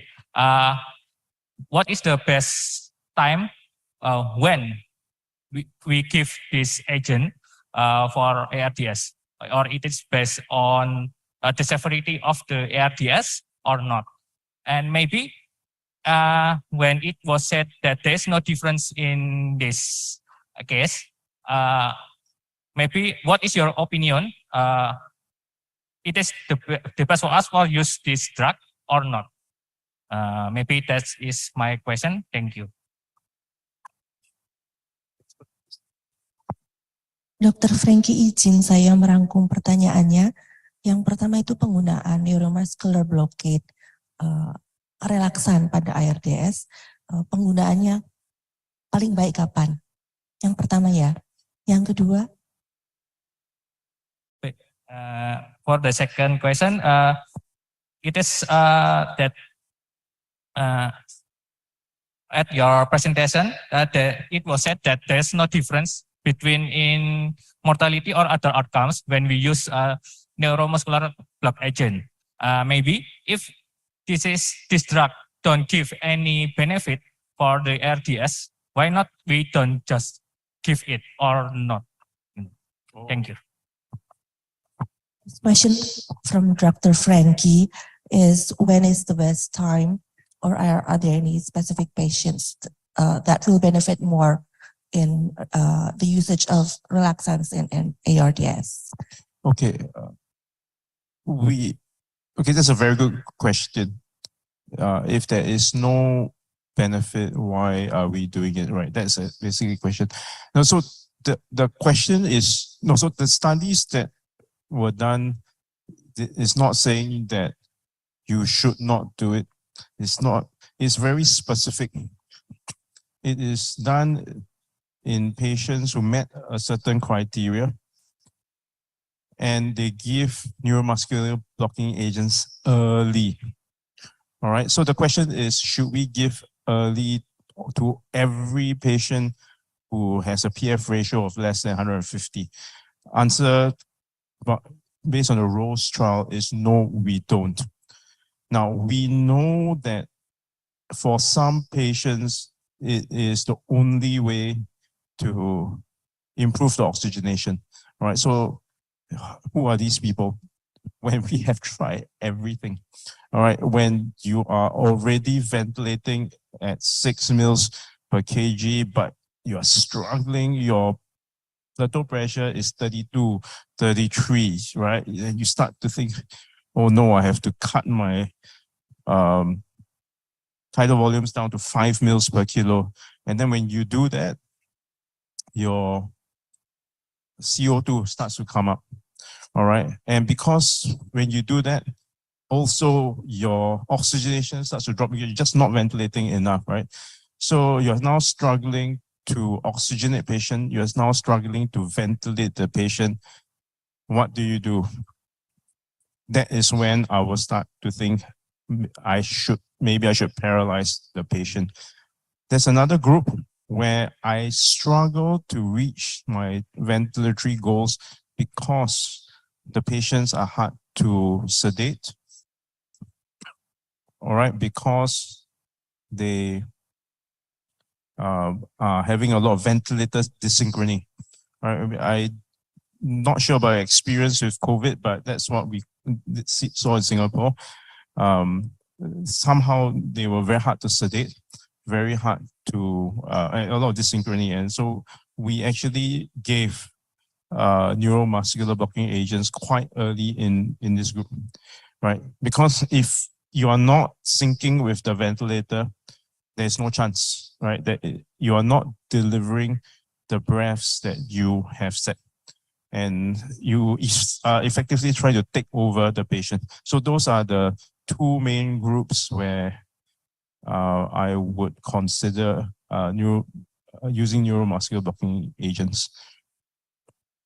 Does that answer the question? Okay, thank you for your explanation. Okay, thank you, Dr. Ho. We currently have 2 questions from the Zoom participants. Okay, first is Dr. Ramawati from the Faculty of Medicine and Health Science in Makassar in Sulawesi. She would like to ask 2 questions. Is there any recent discovery in the management of ARDS that shows promise in reducing patient mortality rates? And the second is, what is the role of gene therapy in the management of ARDS? And what are the latest studies demonstrating the potential of this therapy? Okay, those are very interesting questions.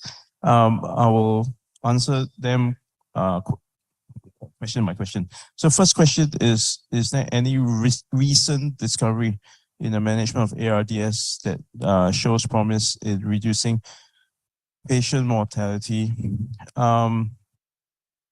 No, not really. Okay. The DEXA Arts trial seemed to show something quite amazing, but when for me, when I see a trial that gives results that are too good, I take it with a bit of pinch of salt. But definitely, I would say, if anything, I guess COVID and the DEXA studies have lowered the bar for a lot of people in giving steroids. But please do not quote me. It is not a magic bullet. Yeah, what is the role of gene therapy? I really do not know this one. I cannot answer this question. Okay, mungkin dari Dr. Mawati, if you have any further questions, you can ask via Zoom. Okay, and the second is from Nurse Irma from the RSUA ICU. She has 2 questions. If the patient is not possible to be prone, is there any other secondary options like the semi-fowler or which is better, this semi-upright or supine? And then the second is, what about the rehabilitation if the patient's saturation is below 90%? I think she's asking whether if the patient is very desaturated, is it a priority for us to start rehabilitation right then? Okay, both are very good questions. All right, so the alternative position, there is no, the default position is supine, right? But if you think about it, it is not really supine all the way, right? We do need to turn our patients every 2 hours on the left and the right to prevent pressure sores. All right, one criticism of the ProSiva trial was that the patients in the control arm were supine, and they did not even do the 2-hourly turning. All right, so that is not even standard care. So I'm not sure whether it would have shown as much of a difference if they applied standard care to their patients. All right. Now, to answer the question specifically, generally, if you have diffuse ARDS, there's no, to me, just leave the patient supine. You do your usual 2-hourly turning.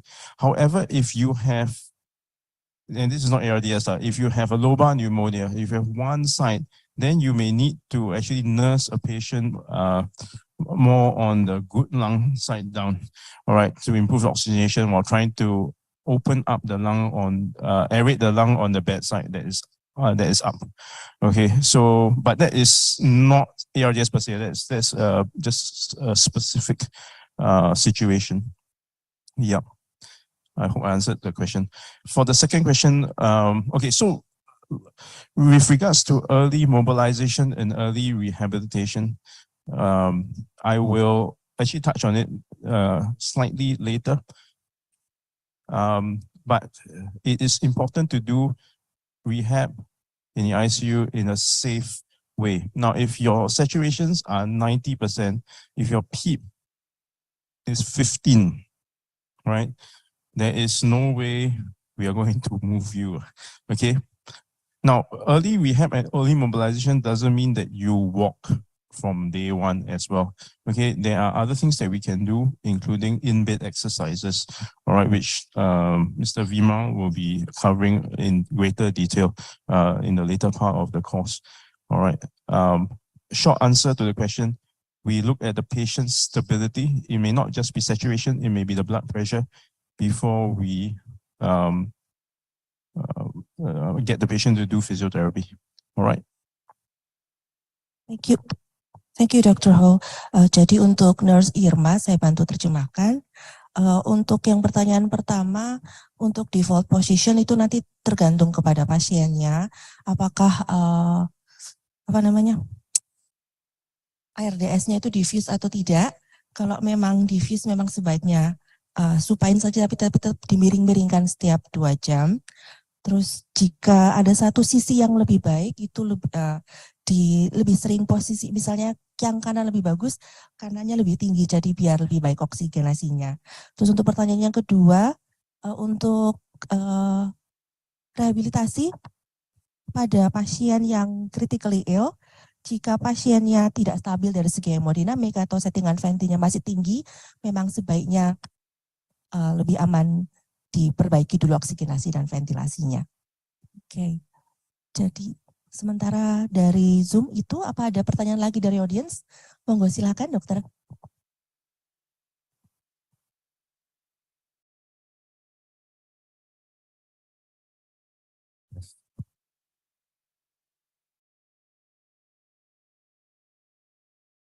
Thank you, Doctor. I'm Oscar, anesthesiologist resident from Lambung Mangkurat University, South Kalimantan. I want to ask about for management ARDS. How about your experience about using opioid such as remifentanil, which is we know that is metabolism in plasma for controlling the synchronized ventilator? If you have any experience about it, thank you. Okay, just to clarify the question, you are asking what is our experience in using remifentanil for sedation of our patients? Yes, for controlling the desynchronous ventilator. It varies. For some patients, it does work. And this experience was mainly during COVID, where we had a lot of very difficult to sedate patients, and we sometimes move to using remifentanil because it's intense. It's much more intense than, say, fentanyl, and you can titrate a lot better. Some patients it worked, and some it didn't make a difference. Yeah. Does that answer your question? Because Doctor, I'm sorry, because we have some experience when we using remifentanil with kind of 0.5 or 0.2 microgram per kilograms per minute. We have a good result. We can control the respiration rate.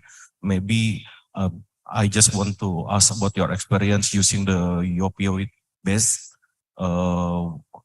for controlling the desynchronized ventilator, because at that time when we use midazolam or like the other drug sedation, the experience the respiration rate wasn't controlled.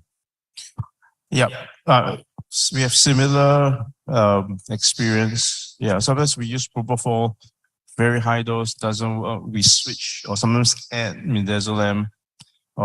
We sometimes also use Presidex, which is dexmedetomidine. And then, yeah, we sometimes switch the opioids. Remifentanil is one of our go-to drugs if we want to switch opioids to. And as I said, some patients works very well, but there are some patients no difference. Thank you, Doctor. Terima kasih, dokter.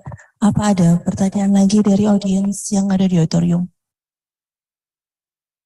Atau from our participants at Zoom? I think you've answered those two. We don't have any.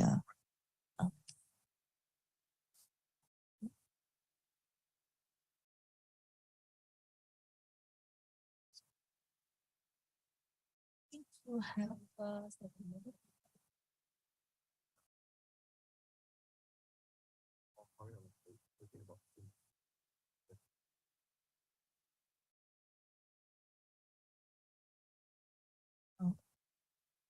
a doctor who would like to give a second presentation with the topic of weaning. Tolong slide-nya, Mas. Terima kasih.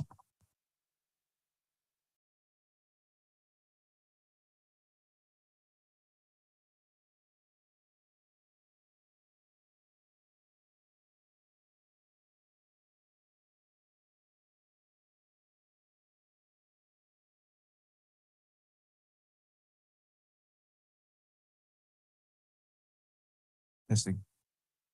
Testing. Can you hear me? Yes. Okay. This one will be quick. So there was a request for ventilator weaning and extubation. So yeah, we'll go through this. It's just a brief overview. Clearly, it's a patient-to-patient, case-by-case basis. All right. So first, I'll talk about the simple, straightforward extubation. I think most of you will probably know this, but I'll just use this as the foundation of the difficult to wean patients. Right. So first, you need to review the indication for intubation and whether it's resolved or resolving. Right. So it's quite clear. The way I approach it, instead of A, B, C, D, I go backwards. D, C, B, A. All right. So you want to check that the patient has a good neurology, good GCS, basically. All right. Make sure that the circulation is stable, breathing stable, airway is cleared, and then you go on to do a spontaneous breathing trial. So we all know there are many indications for intubation. Just make sure that these are resolved or resolving before we start thinking about extubation.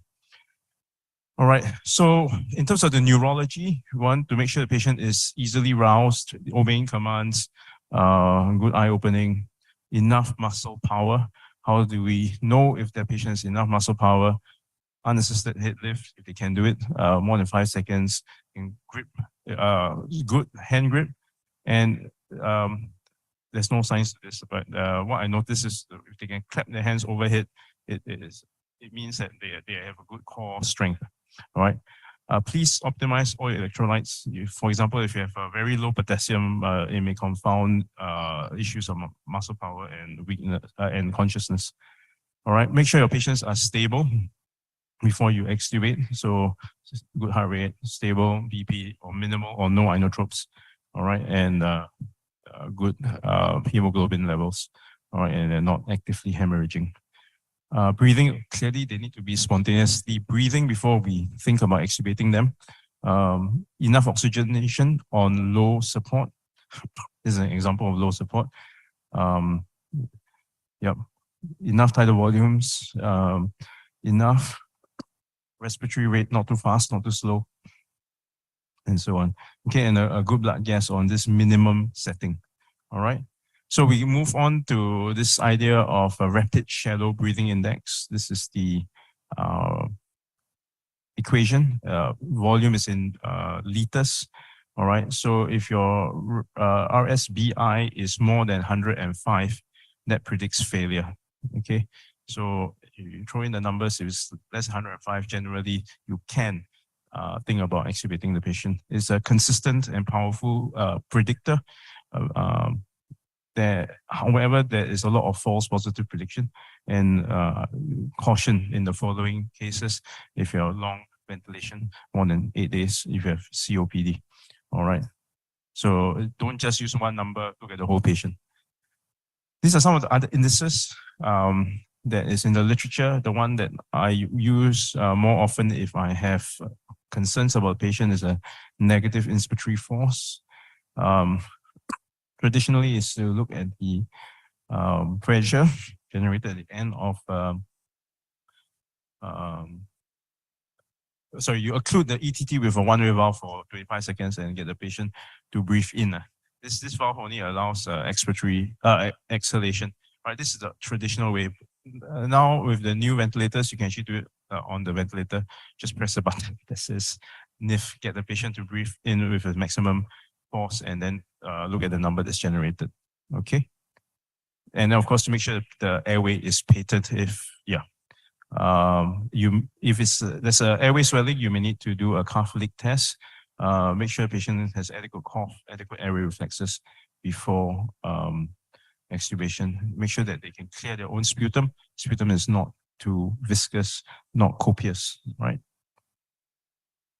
Okay, so spontaneous breathing trials. There are many ways to do it, many options. You can use the traditional TPs. You can put them on CPAP. You can put them on PSV of 5, CM water and PEEP of 5, or 0 on 0 with machines that may have automatic tube compensation, and do it for 30 minutes to 120 minutes, not more than that.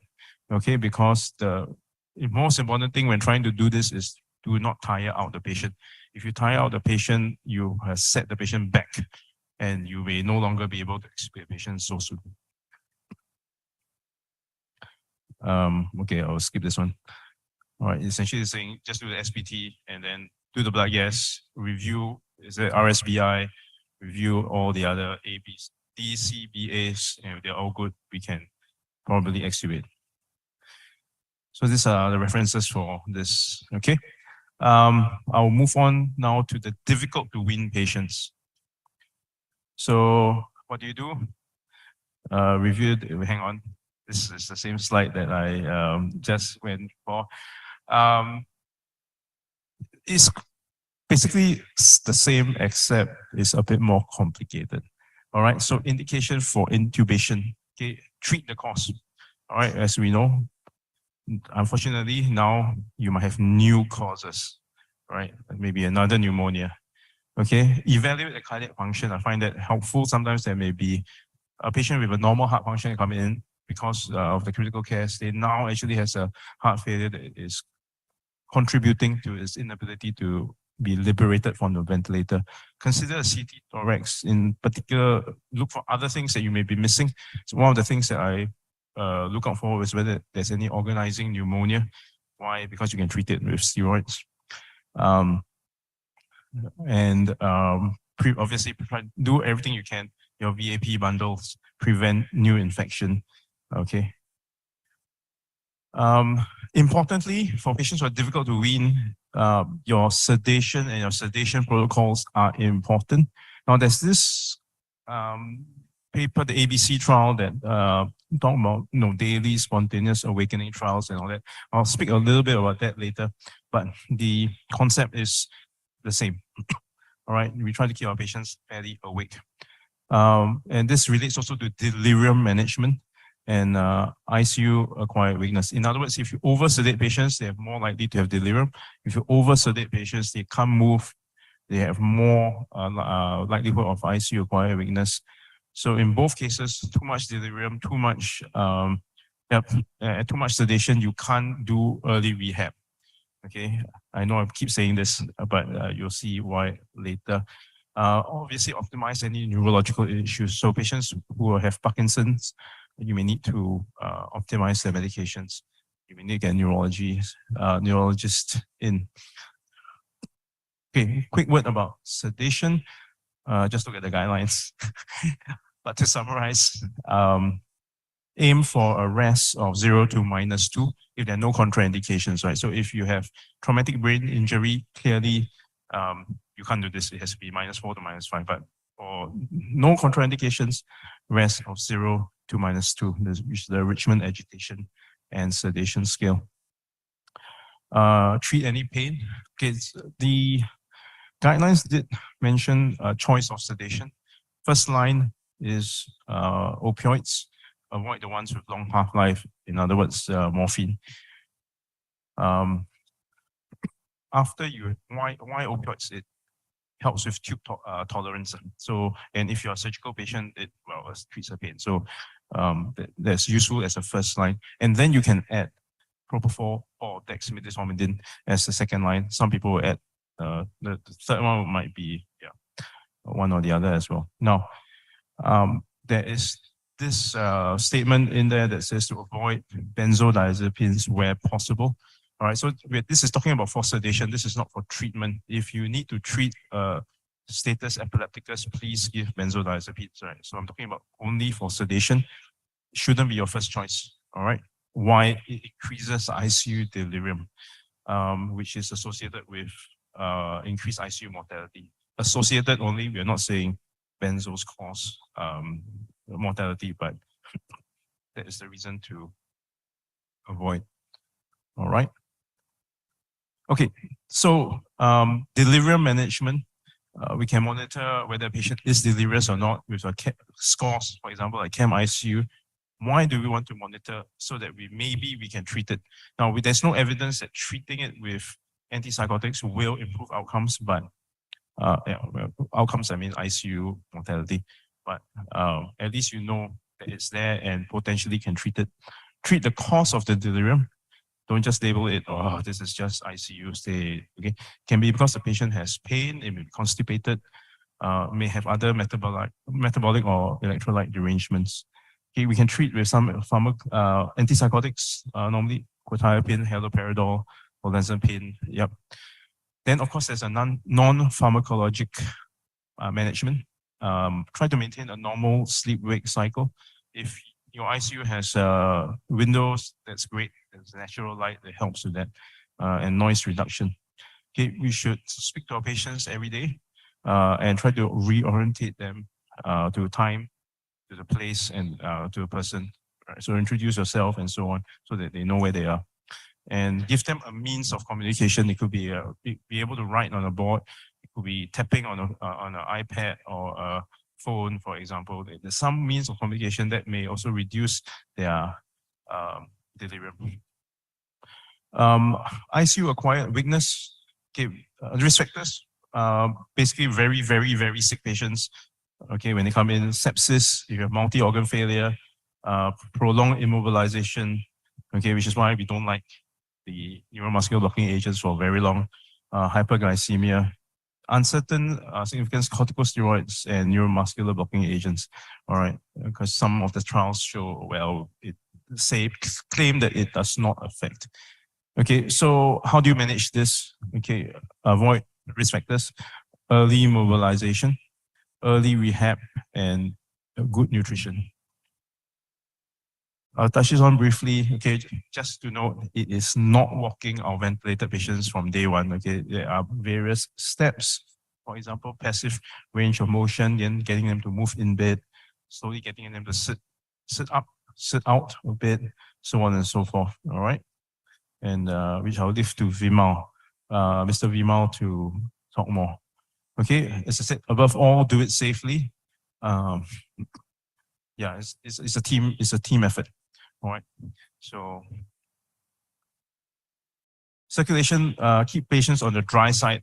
Okay, not too dry. Watch out for your renal function. Don't tip it into a kidney failure, and look at the electrolytes. Optimize heart failure if it's present. Okay, so at some point, if you cannot get the patient off the ventilator, you may need to think, you need to tracheostomize. There are arguments about early to late. I will not go into that, but the consensus generally is by day 14. If we can't get the patient extubated, we would consider strongly tracheostomizing the patient. Thereafter, you can think about cycling off the ventilator or just do daily trials of being off the ventilator. Finally, airway management, regular suctioning. You give mucolytics where it's indicated, and chest physiotherapy. Try to optimize their coughing ability, because that's what they will need when you extubate them as well. So this again, chest physiotherapy. All right, quickly on this trial called the ABC trial. Okay, so it was in American hospitals of 336 patients. It was a block randomization RCT, and I'm blinded because, well, you can't really blind it. All adult medical, it's not surgical patients, expected to be on the mechanical ventilator for more than 12 hours. And such patients were excluded. So there were two parts to the intervention. The first one is the awakening trial. Okay, so if there's no contraindication, for example, traumatic brain injury or status epilepticus and so on, there's no contraindication, then sedation was stopped, okay, completely stopped, okay, and only given analgesia for pain relief, okay. So that's the intervention arm. The control arm did not have a daily awakening. They just tried SBT if there was no contraindication. One of the contraindications is the amount of ventilation support. So you're very high oxygenation, high PEEP, or you're not even spontaneously breathing yet, or no spontaneous breaths, then you're not on. Okay. So, and then they will try the SBT using one of three modalities. All right. So if you're an intervention arm, if you did not open eyes after stopping sedation, if you are very, very agitated after stopping sedation, or you meet your SBT failure criteria already, then there's no point to move on, right? Then it's called fail. But if you pass, then the intervention arm will go on to the SBT part of the trial, okay? And they will try to do a spontaneous breathing trial. These are the failure category, right? Respiratory rate too high, too low, and so on. And then it's considered fail. Otherwise, if they pass both, they get extubated. So this is the outcomes. To summarize, it is fantastic. Okay. Right. So you have more ventilator-free days, faster ICU discharge, faster hospital discharge, reduce 1-year mortality, and reduce days of being too sedated. All right. But what about the downsides? Well, we found that there were more self-extubations when they did this daily stopping of sedation. They tried to say, oh, well, there's no difference in reintubation rate even if the patients were self-extubated. And also a trend towards reduction in tracheostomy. So there's some criticisms to this and why my unit does not do a daily awakening. Okay, so first, not that generalizable. Okay, it doesn't include surgical patients. They practice very high level of sedations compared to current practice. So this is about 20 years ago, right? So now we have changed the way that we sedate the patient. Is there an inherent bias because it was unblinded? And I'm very worried about the high rates of self-extubation as well. Yeah. So what is my take home from this trial? If you can keep a RASS 0 to -2, that is practically as good as having a patient awake. All right. So yeah, it reduces your delirium risk. And if you can recognize the delirium early, you can treat it early. If you can always keep them alert enough but comfortable, oriented, and cooperative, they can always do physiotherapy. And now with the latest fast hugs BID, the S is the consider SBT. So consider if the patient is eligible for SBT every day. All right, so that's my take home, how I would do that. Okay, so conclusion, this is the last slide. The difficult to win patient is difficult, right? We need to pay close attention to all the individual issues. There are many, many of them. All right, and each case is unique, and we need a multidisciplinary approach, including nursing, including allied health like physiotherapy. It's often frustrating, but when we have success, it is rewarding. Yeah, that's it. Thank you. Round of applause. Thank you, Dr. Ho, for your second presentation. Okay, due to time constraints, we only have time for one question. Currently, we have no questions online. If there are any questions from the audience. I was tickled by your last statement. It is often frustrating, but it's rewarding. I was a former ventilated patient. I got severe COVID and I was on ECMO for 2 weeks. I have Dr. Zakaria there with the gray shirt and the lady sitting in front of her, Nurse Pita.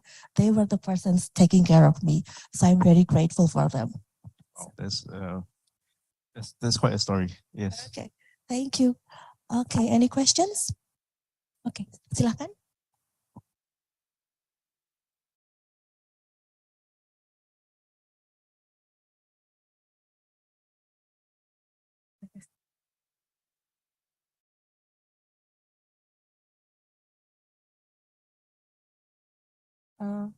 Good morning.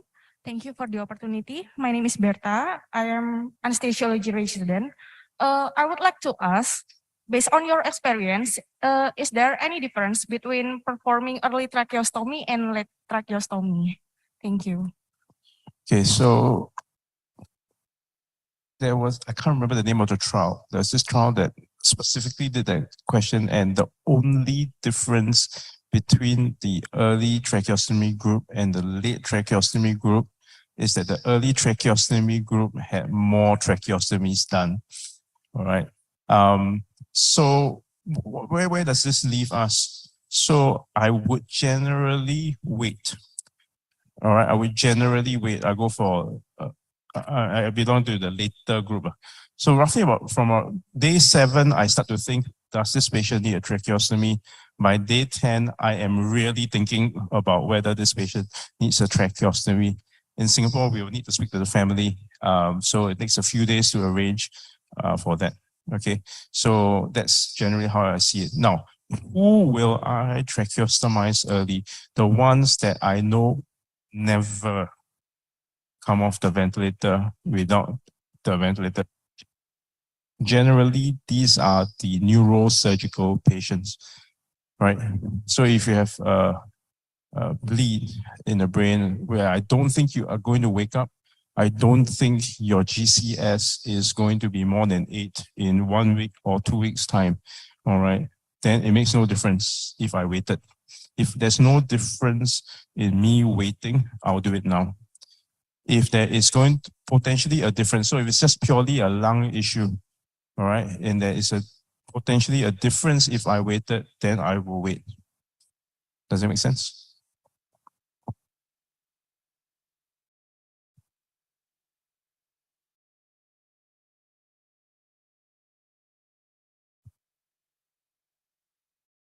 Sudah, Dr. Okay, terima kasih.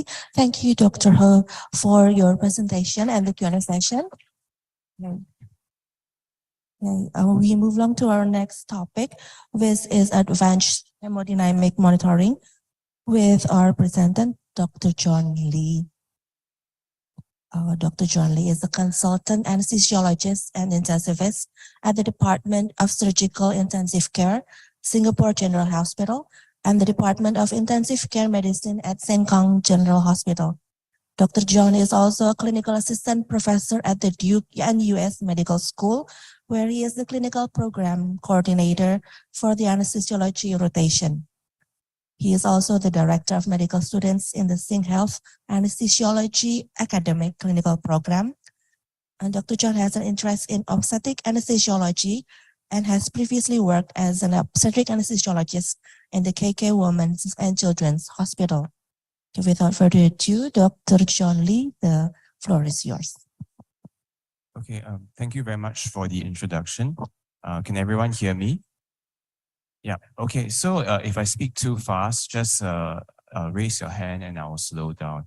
Okay, so today I'll be talking about advanced hemodynamic monitoring. Well, actually, before we even go to advanced hemodynamic monitoring, okay, I feel that as a clinician, we need to know like how to actually do a physical examination and also, of course, to assess the patient clinically. Then only then, if the patient is still deteriorating, then we could move on to advanced hemodynamic monitoring. Okay, so it's actually a cornerstone of resuscitation in unstable patients is fluid loading. However, only half of hemodynamically unstable patients actually respond to a fluid challenge. So although rapid optimization of volume status has been shown to improve outcome, extended fluid loading is actually associated with increased morbidity and mortality. And actually, it's quite hard to establish volume status. Oh, sorry about that. Yeah, so I'm sure that you know that especially for patients in the ICU, as an intensivist, sometimes we think that patients are dry, but when we refer to the renal physicians come in and says the patient is overloaded. So sometimes in certain patients, trying to find a balance on whether the patient is wet or dry or euvolemic can be a bit challenging. Okay, so what are the benefits of hemodynamic monitoring? It actually aids with assessing global and regional tissue perfusion, and it also prevents the progression to multi-organ failure.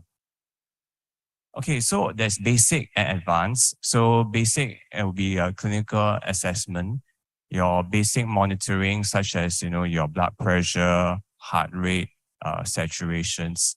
And then advanced things would be preload monitoring, fluid responsiveness, cardiac output monitoring, assessment of cardiac contractility, as well as tissue perfusion.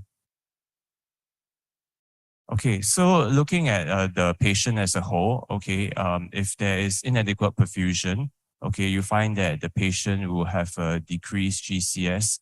If the patient is alert, they can actually tell you they may be thirsty or maybe a bit restless.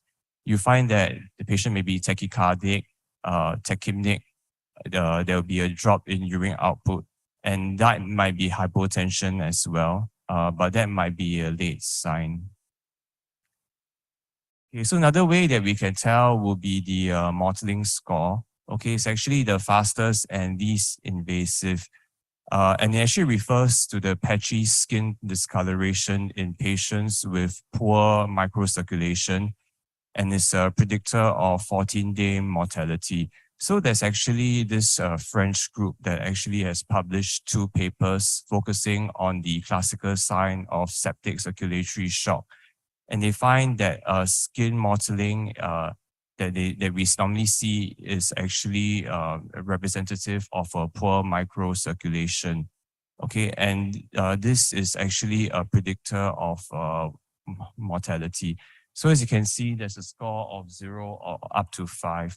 But clinically, we may not actually score the patient. We just examine the patient and we see whether there's mottling or not.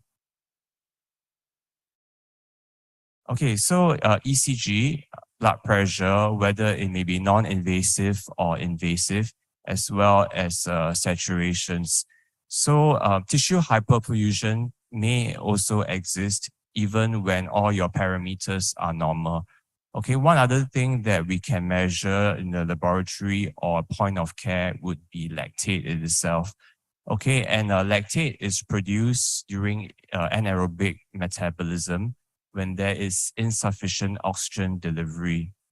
Okay, and it actually is associated with increased morbidity and mortality.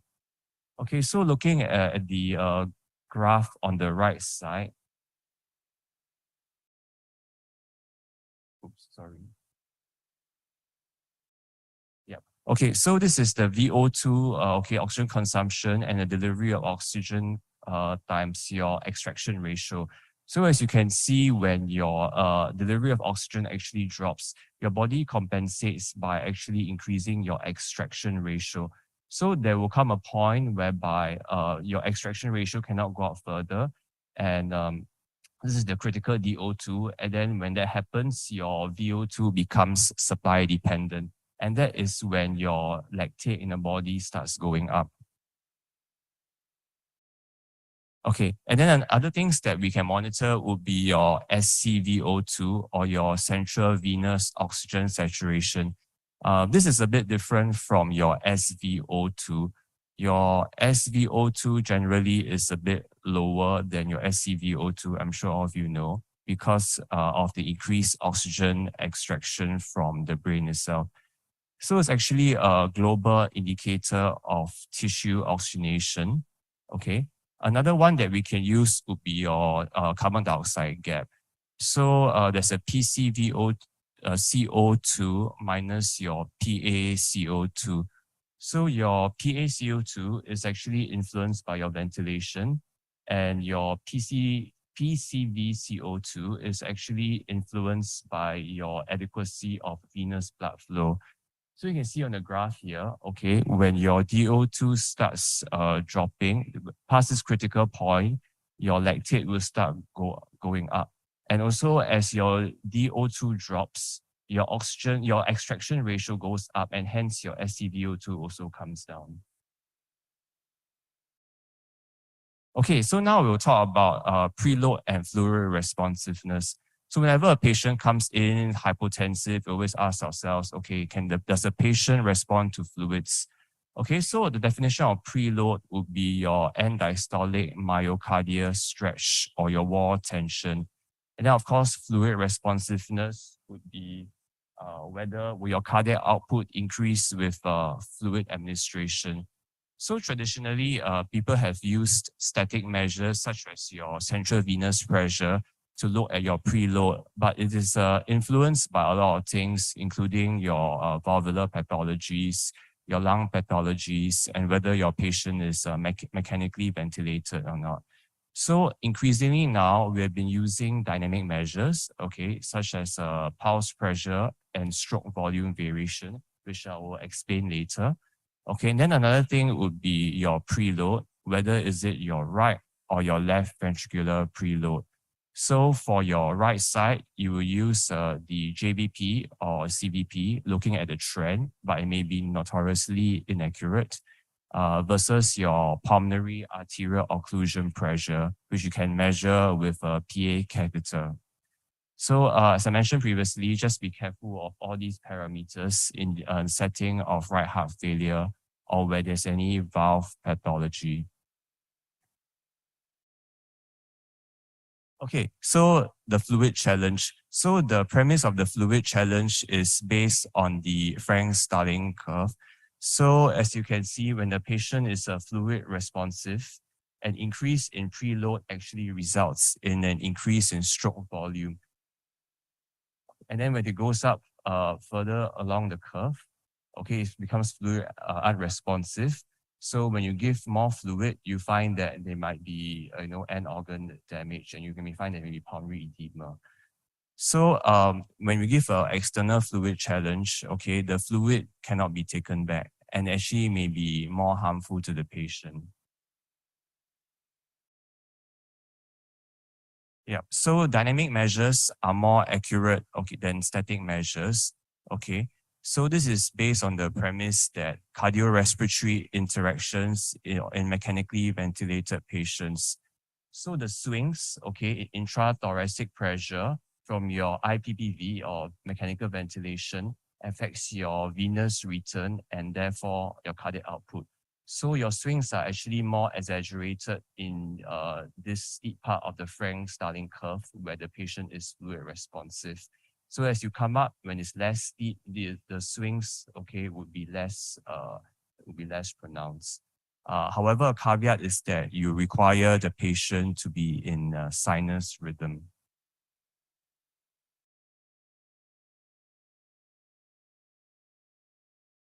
Okay, so your pulse pressure variation is actually your pulse pressure, the maximum pulse pressure, okay, minus your minimum pulse pressure, okay, divided by the sum of it, okay, and divided by 2. So generally, more than about 12 to 13% is a sensitive indicator of preload responsiveness.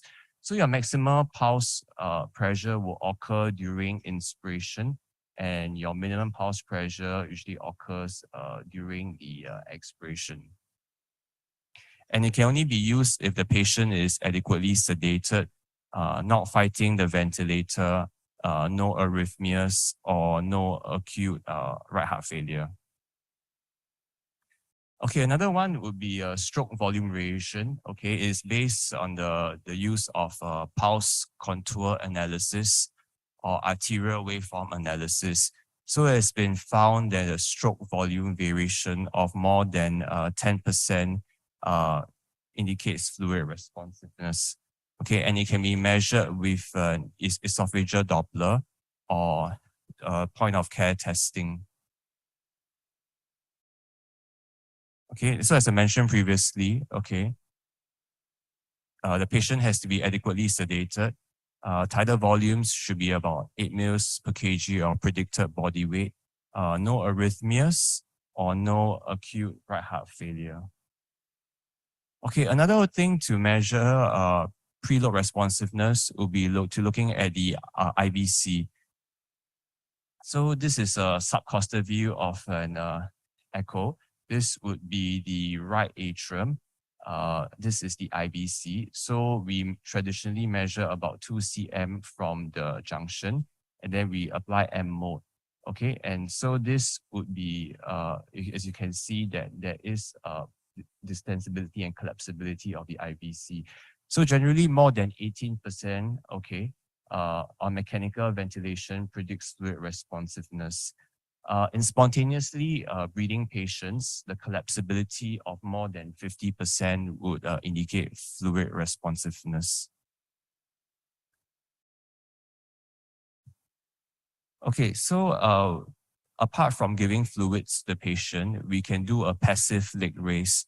So the advantage of this is that you're not giving any additional fluid to the patient. And this is equivalent to transiently increasing the preload by about 300 mL. Okay, so we watch for an increase in stroke volume or pulse pressure if the patient is being monitored by other, any advanced hemodynamic monitoring of about 10 to 15%. And if it is present, it may suggest that the patient is likely to respond to a fluid challenge. So we put the patient in a semi-recumbent position, okay, and then after that, put the patient supine with the legs elevated to 45 degrees. So the requirements for an accurate test would be the patient has 2 normal legs. If the patient has below knee amputation or an above knee amputation, then this test will not hold. Okay, then of course, the passive leg raise does not cause patient discomfort or pain, because if there's pain or discomfort, the blood pressure will increase anyway from sympathetic stimulation rather than from preload responsiveness. And of course, the last thing is that the patient does not have any raised intra-abdominal pressure. Okay, so now we'll come to the cardiac output monitoring. Okay, so there are a lot of ways to monitor cardiac output out there. Okay, these are all the brand names. Okay, but I'm sure out there are even more modalities available. So traditionally, we've been using thermodilution. Okay, there is pulmonary and transpulmonary, and then indicator dilution techniques. Then of course, newer techniques such as pulse quantum analysis, esophageal Doppler, echocardiography. Then of course, newer things such as bioimpedance and bioreactance, which has not been validated in critically ill patients. Okay, and then for each of these monitors, there are always a lot of hemodynamic parameters. So for cardiac output, there's CO, cardiac output, or cardiac index. After accounting for the body surface area, we have stroke volume. We can measure heart rate. We can measure blood pressure. And then of course, preload. Okay, so some of these monitors will come up with values indicating your global end diastolic index, your intrathoracic blood volume index, or your ITBI. Now, of course, your volume responsiveness, which is your SVV, your stroke volume variation, your PPV, your pulse pressure variation.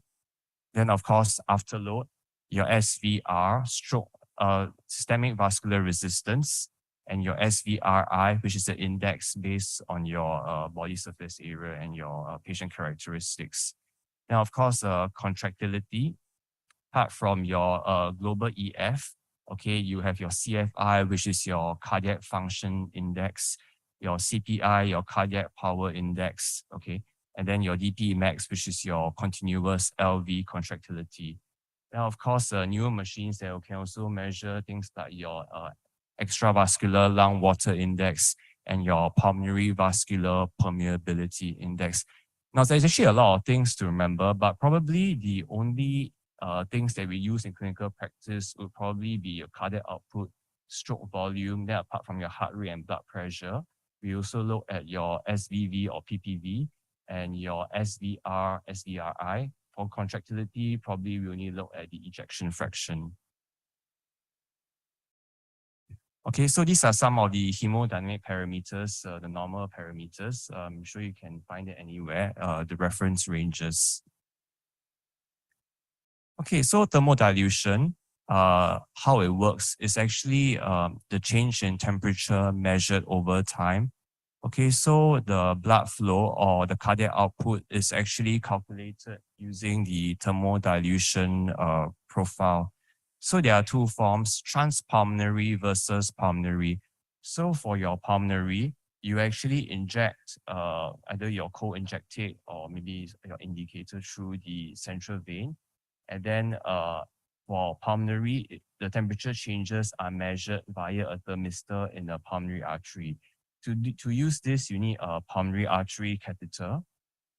For your transpulmonary, your injectate goes into the central vein, okay, and then you measure the temperature change peripherally in your femoral arterial line. Okay, so one of the limitations is that in low cardiac output states, it tends to overestimate your cardiac output. And shunts and valvular pathology can also interfere with cardiac output determination. And then, of course, depending on the respiratory cycle, it may also affect the readings. So whenever we inject the injectate into the central vein, it should be injected at a consistent time point in a respiratory cycle. And in a normal practice, we normally do it at the end of expiration. Okay, so as I mentioned previously in the last slide, okay, for the PA catheter, okay, the co-injectate goes into the right atrium through the proximal port. And then the injectate mixes with the blood in the right ventricle. And then the cooled blood is measured via the thermistor in the pulmonary artery. So from there, you can actually plot the machine, the monitor will plot the changes in temperature, okay, and then you can actually derive the cardiac output from the area under the curve. So as you can see, when there's a high cardiac output, the temperature will change much faster compared to when there's a lower cardiac output. Okay, so again, there's this intermittent and continuous. So the intermittent was what I explained when the co-saline bonus is injected manually. Continuous is a bit different, whereby this one, the blood is actually heated instead by a thermal filament. Okay, and then they will measure the change in temperature. So some of the parameters, okay, that will include, that you can monitor will be cardiac output, mixed venous oxygen saturation, stroke volume, your systemic vascular resistance, your right heart ejection fraction and diastolic volume, right atrial pressures, and then of course your pulmonary arterial occlusion pressure, which is a surrogate measure of your left ventricular preload. Okay, this is a less invasive one. It's a volume view. It's a transpulmonary thermodilution. So it uses a CBC and an IA line. Okay, so it's a single cardiac output measurement, okay, with cold fluid used for the calibration. Okay, so once it's calibrated, this machine, this device will be able to actually monitor the cardiac output without further boluses of cold fluid. So it's actually calibrated already. So again, the hemodynamic parameters, okay, you can monitor your usual cardiac output, stroke volume, and your systemic vascular resistance. And then this one can also measure some of your volume parameters as well. Okay, so indicator dilution is also similar. So instead of measuring changes in temperature, this one measures changes in concentration over time. and it has the same limitations as thermodilution. So one form would be LitCo, but it uses lithium instead of an indicator. So the lithium is actually injected into the CBC and is measured downstream using a lithium sensitive electrode. So a single measurement can be used to calibrate for continuous cardiac output via pulse contour analysis. Okay, so now we come to pulse contour analysis. The newer versions do not require any calibration with co-injectate or any indicator. It is less invasive than a pulmonary artery catheter. However, it does require a reliable waveform trace. So this is one of the common cardiac output monitors that we use in our unit. Is called a flow track. It attaches to any existing arterial line. It gives a continuous cardiac output monitor. Okay. It also gives a measure of fluid responsiveness. So things that we can measure would be stroke volume variation, your systemic vascular resistance, and your continuous cardiac output. Okay, so this is another form of cardiac output monitoring. It is esophageal Doppler. A probe is actually inserted to about 35 to 40 cm from teeth. This will be at the level of T5 to T6 vertebra. So the measurement is based on the Doppler principle. So a Doppler shift in frequency occurs when the ultrasound wave is reflected back from moving red blood cells, and the shift in frequency is proportional to the velocity of the blood flow. So the measurement is combined with the cross-sectional area of the descending aorta, and this is based on a nomogram based on the age, weight, and height of the patient. And then from there, we are able to calculate the stroke volume.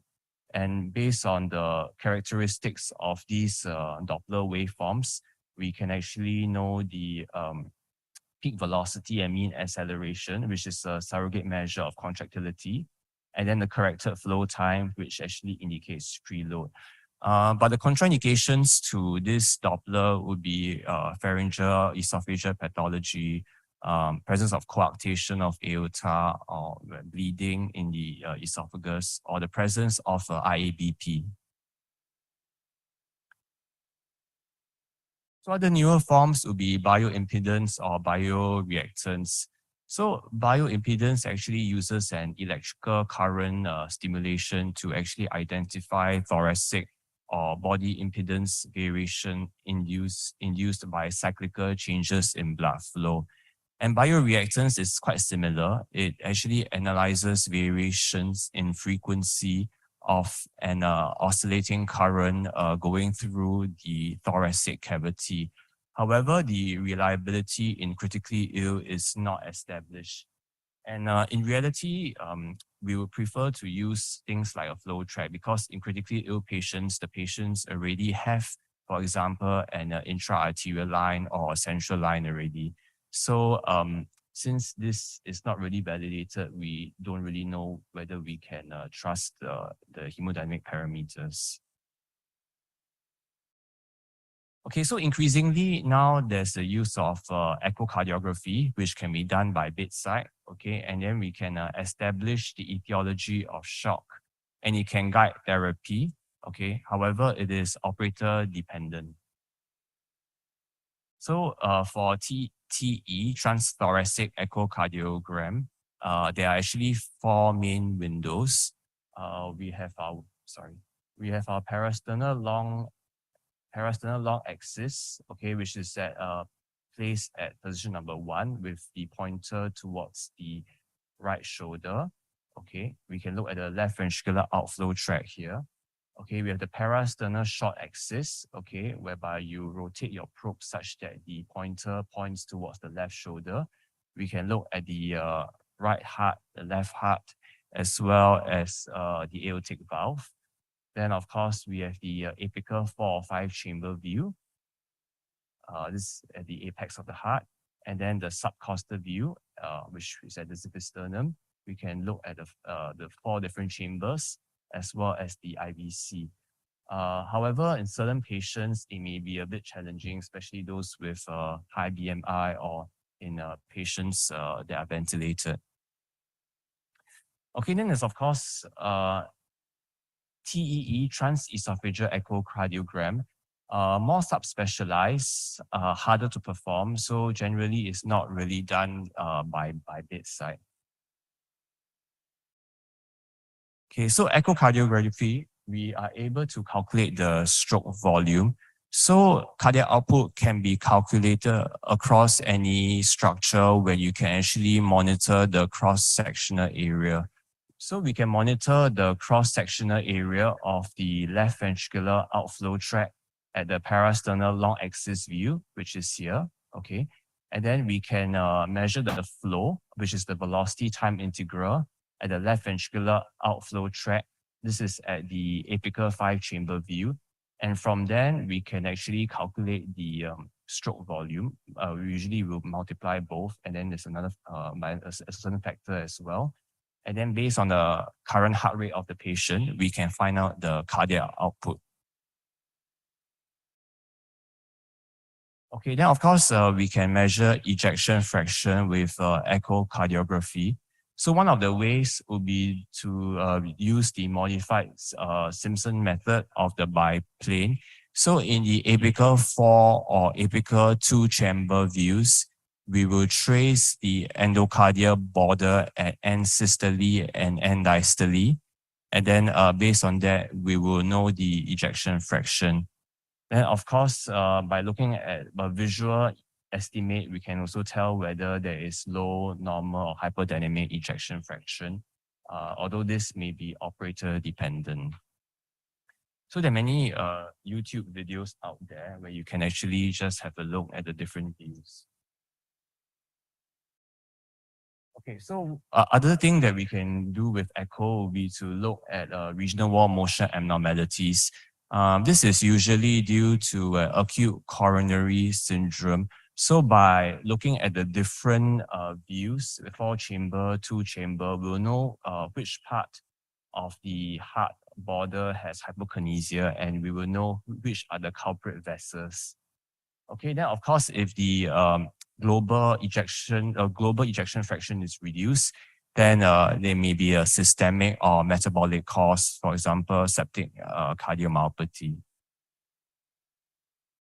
Okay, so what's the point of care ultrasound? So it actually helps to guide management of the acutely unwell patient. Okay, and then there are a lot of protocols out there. One of them is the RUSH protocol. It helps to discriminate different etiologies for shock and to start treatment rapidly.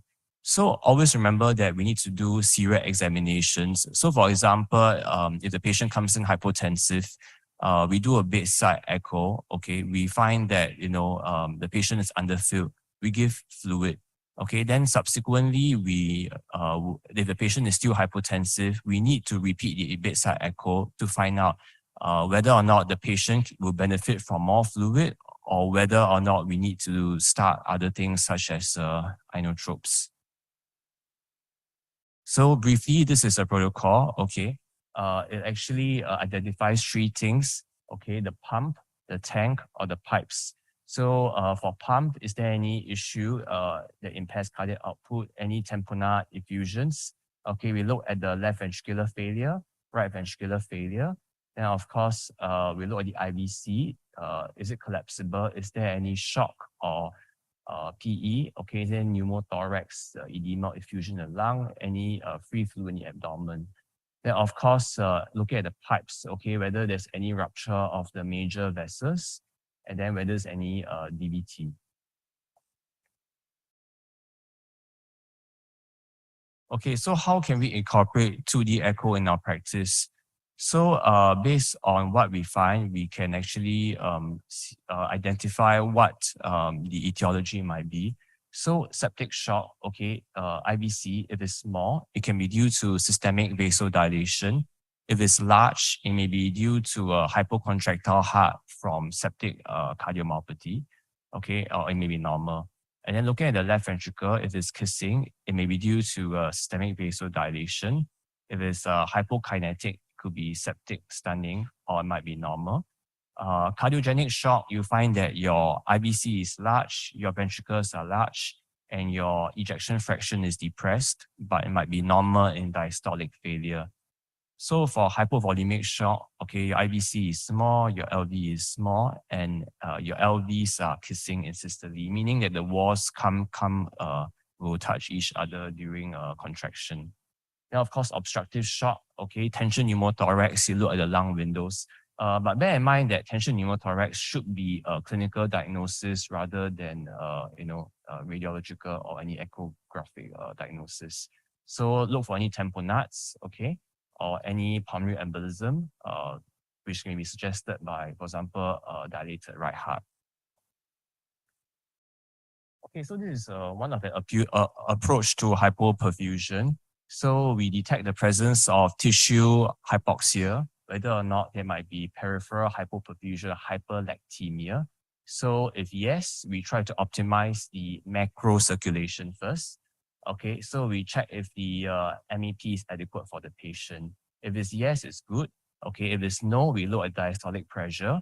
Okay, if the diastolic pressure is low, okay, maybe because of a depressed arterial tone, we consider vasopressors.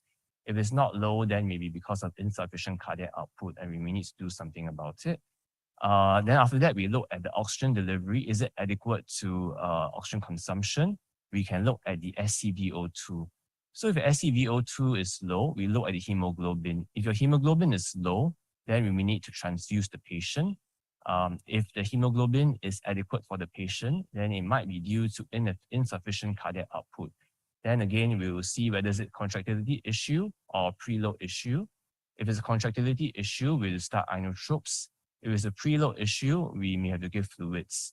If the SCVO2 is normal, we'll look at the PCO2 gap. Okay, so remember a PCO2 gap of more than 6 is abnormal, which means that there might be insufficient cardiac output. Okay, and if it's less than 6, means that macro circulation is normal, which is also the same if your SCVO2 is high. Okay, so the aim for hemodynamic resuscitation, generally we aim a MAP of more than 65. We will see that the heart rate decreases, there's adequate urine output, there's improvement of mental status, resolution of metabolic acidosis, and of course, the lactate actually decreases. So probably one of the last few things I'd like to highlight is that when the patient comes in, I don't think there will be a huge hurry to start advanced hemodynamic monitoring. We start first with basic clinical examination, start with fluids, only when the patient is not responding to our treatment, or if this, then we may consider the use of advanced hemodynamic monitoring techniques. Yeah, thank you. Can I take any questions?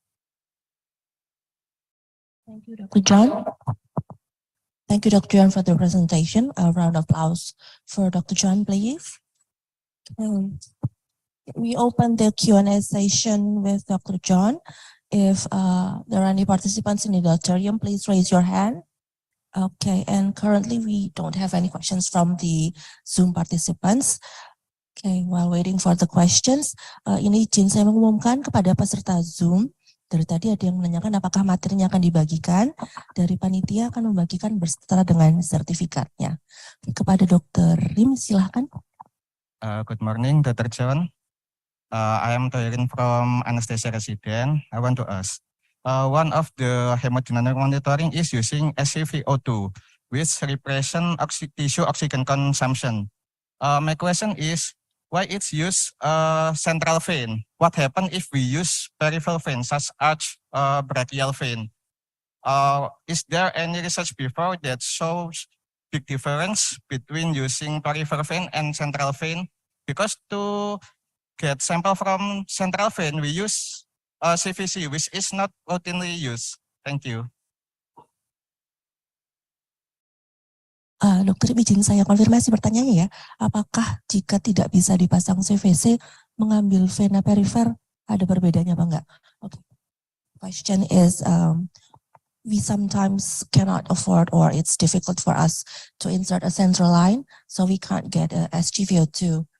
Is using a peripheral vein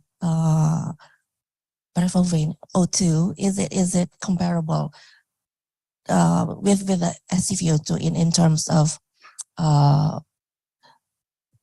hypoperfusion?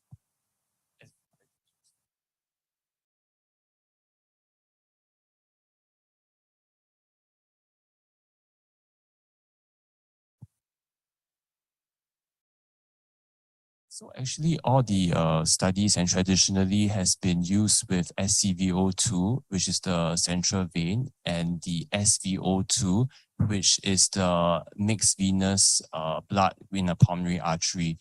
I don't believe that there are any studies that have actually validated the use of peripheral venous oxygenation to actually look at the adequacy of resuscitation. But I would say that if you are looking at the trend, I don't see why there should be an issue. So meaning that you have to trend and see whether there's any changes. But all the studies are all actually traditionally SCVO2 and SVO2. Jadi mungkin dokter lebih baik kok memang bisanya pakai darah vena, dibuat trennya, jadi dibuat berkala, dilihat apakah ada perbaikan atau perubahan. Cuma memang lebih baik menggunakan SGVO2, soalnya memang nanti ekstraksi oksigennya yang lebih kita nilai. Demikian. Okay. Apakah are there any questions? Okay. Dr. Jenny.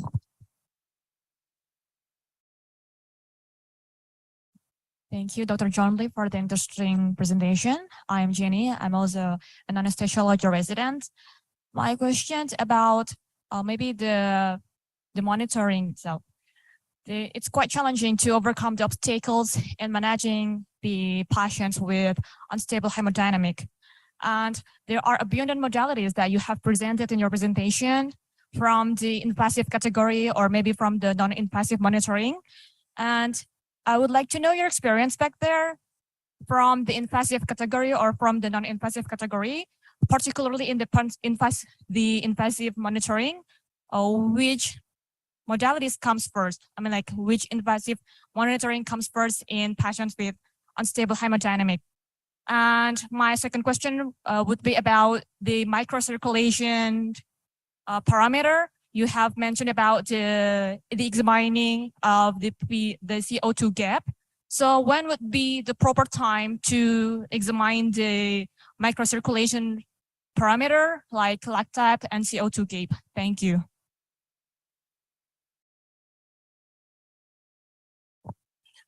Boleh diulang pertanyaan Dr. Jenny pelan-pelan. I'm sorry.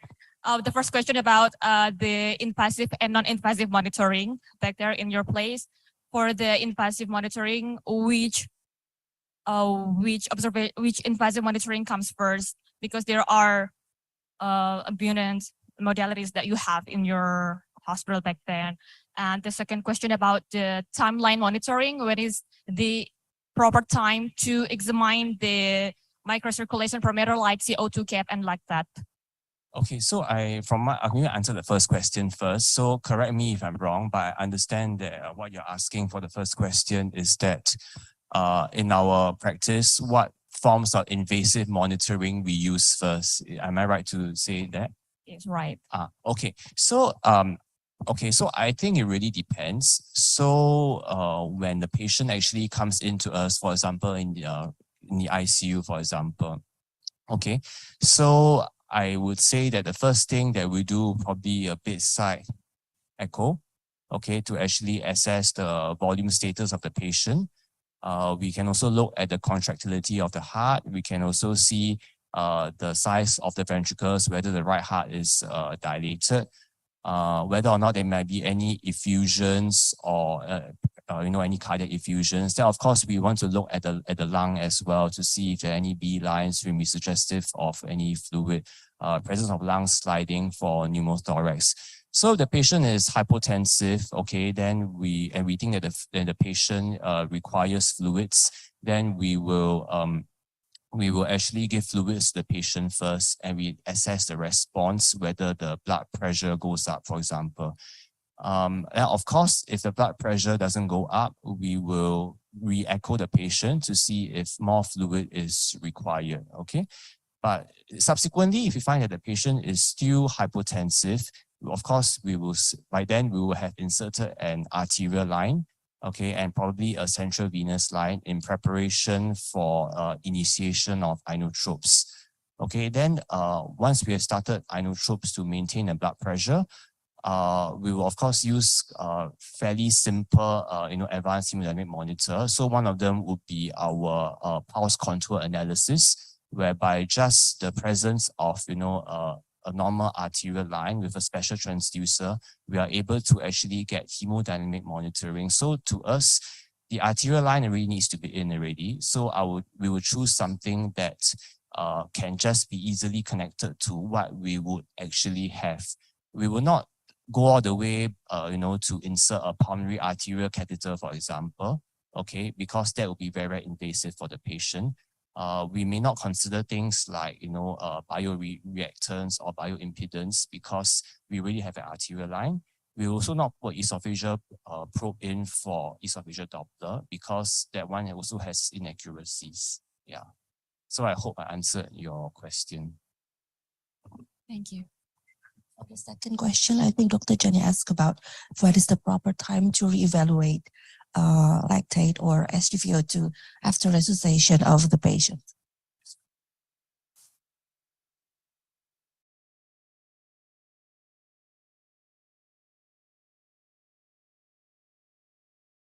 Okay, so the reality is that SCVO2 has fallen out of favor. CO2 gap has fallen out of favor as well in our unit.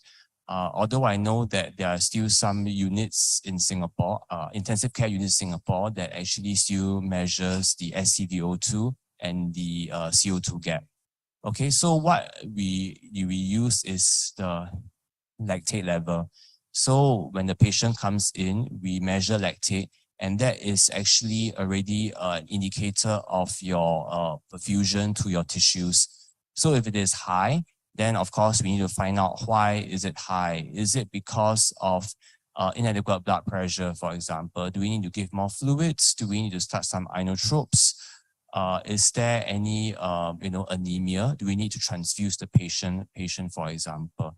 Now, of course, we do need to trend the lactate level to see whether it is coming down. Yeah, so this is what we usually do. In clinical practice, we rarely use the SCVO2 and CO2. I'm not sure whether you use it commonly in your practice.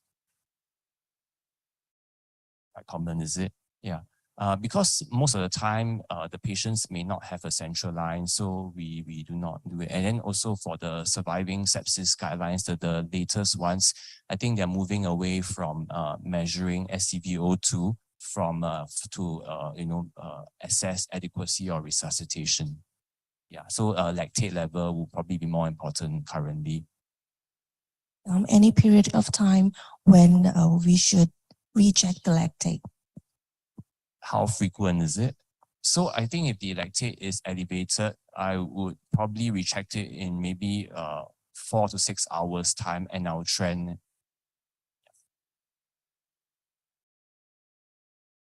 If is there any cutoff when this is accepted level? When we can stop checking the lactate? Oh, okay. So I think there is no cut-off level, but if I know that the underlying pathology has been addressed, okay, and there is a downward trend of the lactate level, and the patient clinically is actually, improving, he is off inotropes, okay, he's been extubated, he is alert talking to me, even if the lactate were 3, I might not actually, trend it further. Yeah, but of course, if the patient is still quite unwell, he's not improving, then I have a lower threshold to actually recheck the lactate level. So I wouldn't say that there is a exact cutoff, but of course, if my lactate is 10, then of course I do need to check again. Yeah. Thank you for the answer. Any further questions, Dr. Jenny? Okay. Any questions from the audience or from the Zoom participants? Ini kepada peserta Zoom, jika ada yang mau bertanya, susulan kepada Dr. John, silakan via chat Zoom seperti tadi. Okay. Jika I think there are no further questions, nanti jika ada yang mau ditanyakan, silakan ditanyakan langsung kepada Dr. John. Thank you, Dr. John, for your time. Okay.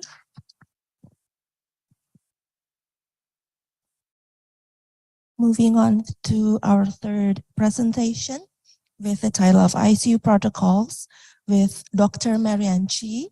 Dr. Marianne is a senior resident in her final year of training with the Sing Health Anesthesia Residency Program. Dr. Marianne graduated from NUS Yong Lulin School of Medicine in 2015 and started anesthesia training in 2017. She has a keen interest in intensive care medicine. Dr. Marianne, the time is yours. Morning. Can everyone hear me?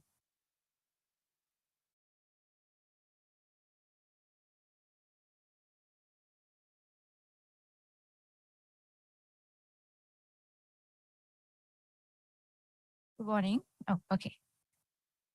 Thank you for the kind introduction. I'm Marianne. I'm one of the senior residents with the Sing Health group. We're going to go through on a topic that I think it's very relevant to a lot of people here today, both doctors and nurses included, because we all take care of our ICU patients. And this does come very closely, tie in very closely with our theme today of quality improvement and patient safety.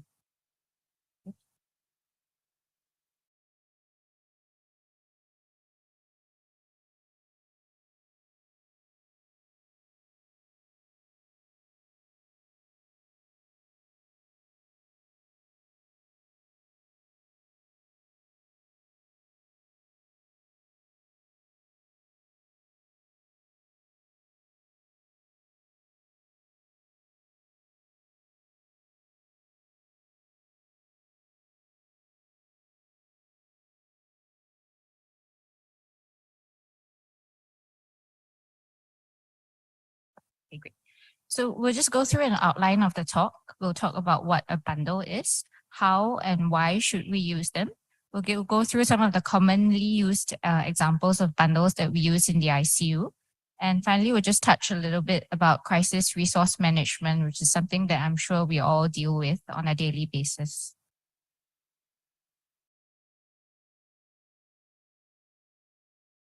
All right, so what is a bundle exactly? A bundle is a group of evidence-based care components given for a given disease that when it's executed together may result in better outcomes than if implemented individually.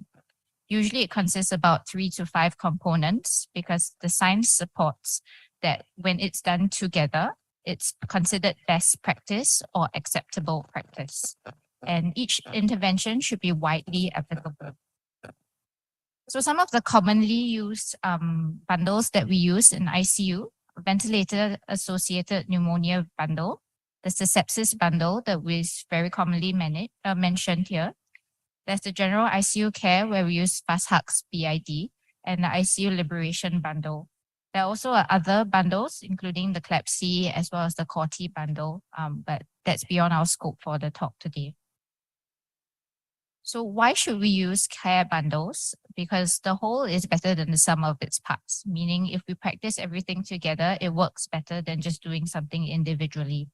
It's actually quite easy to develop, to implement, and to audit. And it provides clinicians with a practical method of implementing evidence-based practice. It reduces the variation in how care is delivered so we can provide more standardized care, improves teamwork, and provides high quality care. And of course, it works. So in order to implement bundles in our unit, we have to make sure that the behavior of our healthcare workers needs to be targeted. And this includes everybody in the team, from the doctors to the nurses and the allied health workers. Everybody needs to be involved in the shaping of the knowledge. Everyone should be monitoring whether the intervention is working and provide feedback for improvement. There should be compliance to the bundle as well. So every patient should receive all the components unless it's medically contraindicated. Each step should be audited, and everyone should be focusing on performing the intervention rather than how well the intervention is being performed. And it's considered compliant when all the interventions are completed, unless there are contraindications. And we have to understand that with evidence, there's always change. So we need to continually review and update according to the latest guidelines and provide the best standard of care. So let's start with the ventilator-associated pneumonia bundle. This is last updated by the CDC in 2016. All of us deal with intubated and ventilated patients. So all our patients are at risk of VAP. And there are just 5 simple methods that can help to reduce VAP in our patients, and we'll go through them individually. So the first step is very simple. It's elevation of the head of the bed between 30 to 45 degrees. This minimizes microaspiration of gastric contents. As you can tell, this step is very easily applied to all patients. Next, we've mentioned daily sedative interruption and daily assessment of readiness to extubate.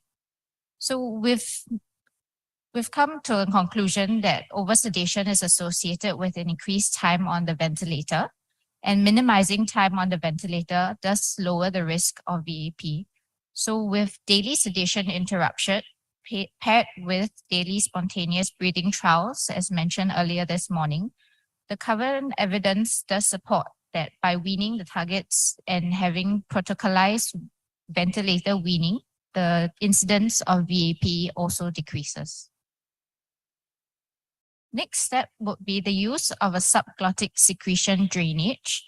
And that is because secretions that pool above the ETT are a source of pathogens and potentially able to bypass the cuff. So conventional suction methods cannot access this area, and hence tracheal tubes with designated suction catheters enable this pool to be drained. So this is the photo. In our unit, we try, if we know that the patient is coming to ICU, so if we have an emergency case in the theater, or we have a case in the A&E, and we do think that the patient is coming to ICU and will be ventilated for a while, we will suggest that we will put suction above cuff ETT. May I just find out whether we have this in this unit in this hospital? Do we use the suction above cuff ETT? Yeah. So I think a lot of the times in an emergency when we're not thinking, we just put the usual ETT. So if we do preempt that the patient is coming to ICU, going to be ventilated, then you can remember to put in this, and it helps to reduce it helps to improve the suction above cuff secretion. Step 4 will be avoiding scheduled ventilator circuit changes. So the condensation in the tubing are at risk of getting contaminated. So manipulating the tubing can cause contaminated fluid to enter the bronchial tree. So unless the tubing is significantly soiled, we try and reduce the scheduled circuit changes, and this also helps to reduce cost. And finally would be maintaining and improving physical condition by promoting early exercise and mobilization, because this decreases the time on the ventilator. My colleague will go through this later with the early mobilization lecture. There's one more point about the VAP bundle, which is the peptic ulcer disease prophylaxis. So we do know that if we do give PPIs, reducing the pH of the gastric contents actually promotes colonization with potentially pathogenic organisms. So yes, all our patients in the ICU are at increased risk of GI bleeding, which is why we like to put them on prophylactic PPIs. But as long as enteral feeding is established, we should review the need for PPIs, because this can actually increase your risk of VAP. All right, so that was the first bundle that we've gone through, 5 easy points that I think everybody can, it's quite easy to remember. The next one would be the sepsis bundle, which is also very commonly talked about. also ties in very closely with what we've been talking about this morning. It's it's 5 points as well. We'll go through them individually. But all these interventions should be initiated within the hour, and it is recommended that we treat sepsis as a medical emergency, just like how we treat an AMI or a stroke. So the first point is to measure lactate level and remeasure the initial lactate level as long as it's elevated above 2. Because lactate is a surrogate for tissue hypoperfusion, and there is a decrease in mortality with lactate-guided resuscitation.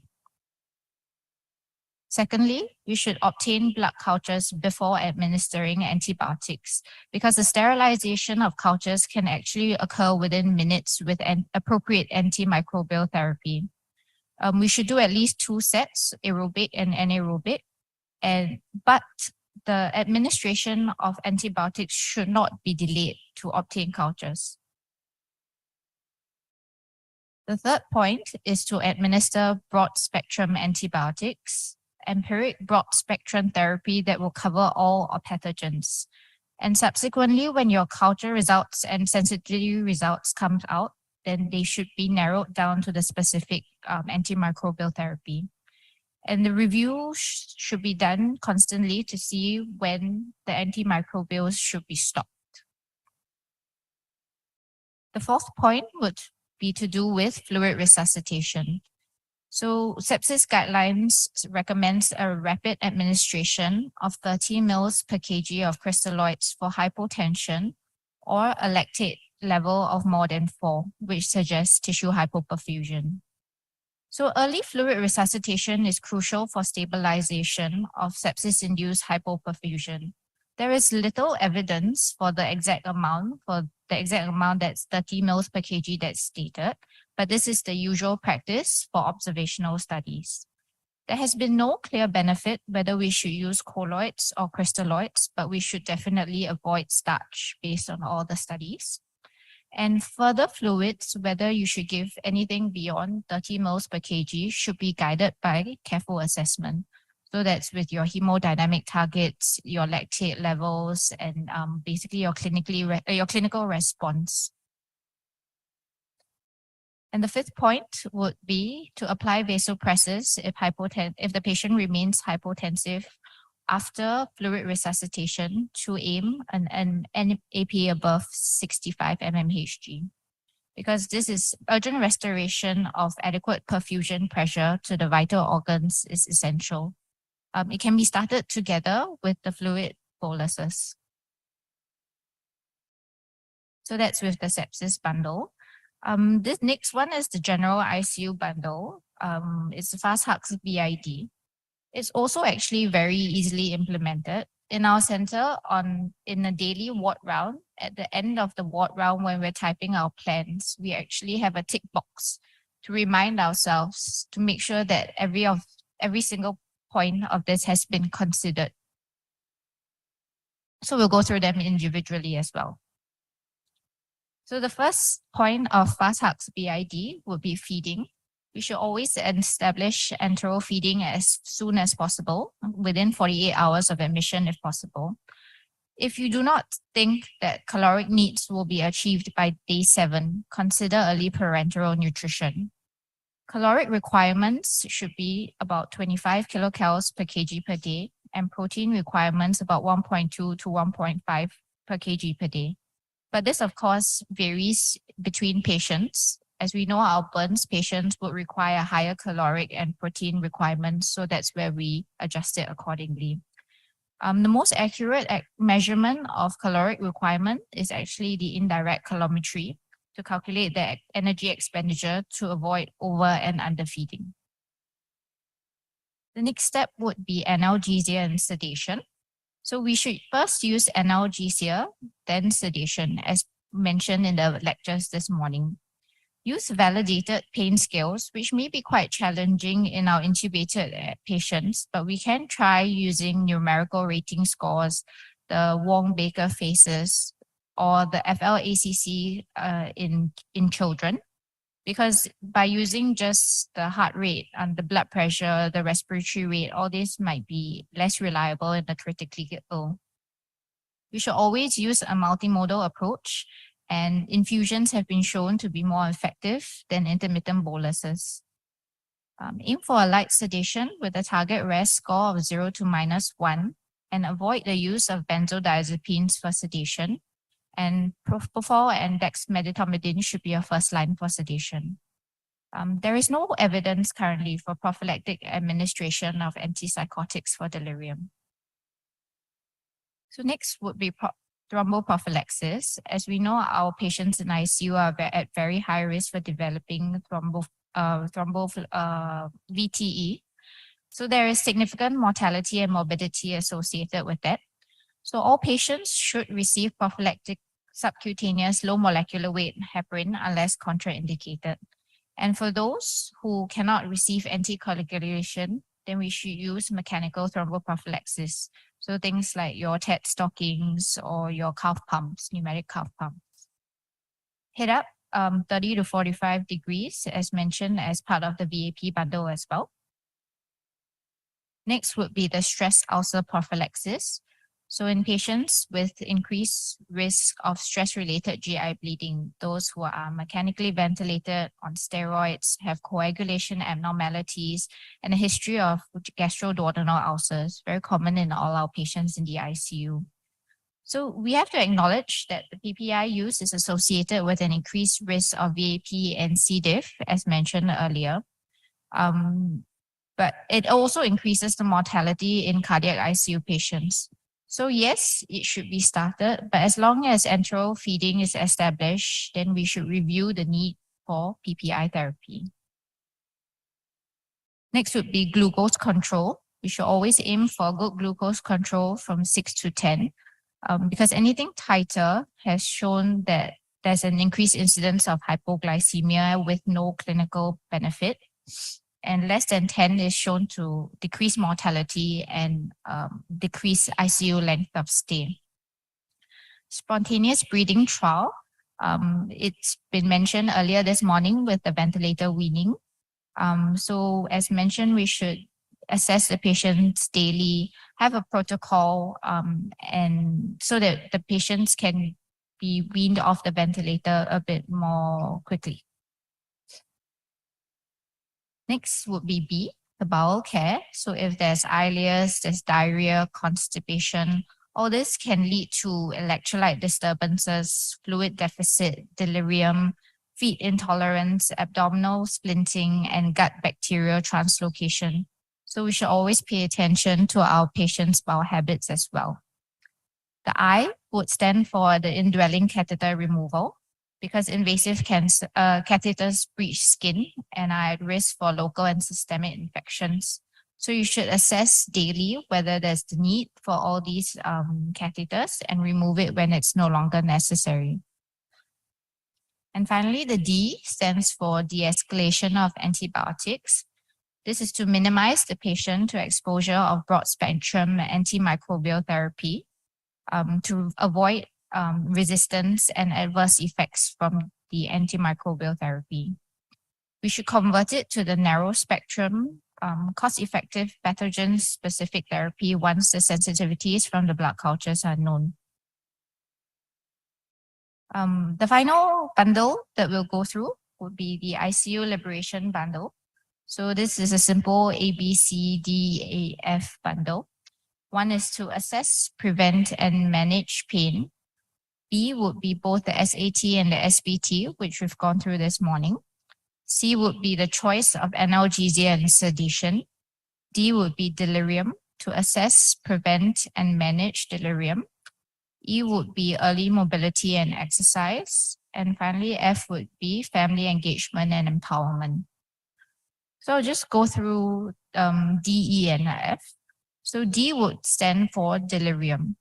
We should assess, and how should we assess that? We use the CAM-ICU score, because we know that over 80% of our patients develop delirium during their hospital stay.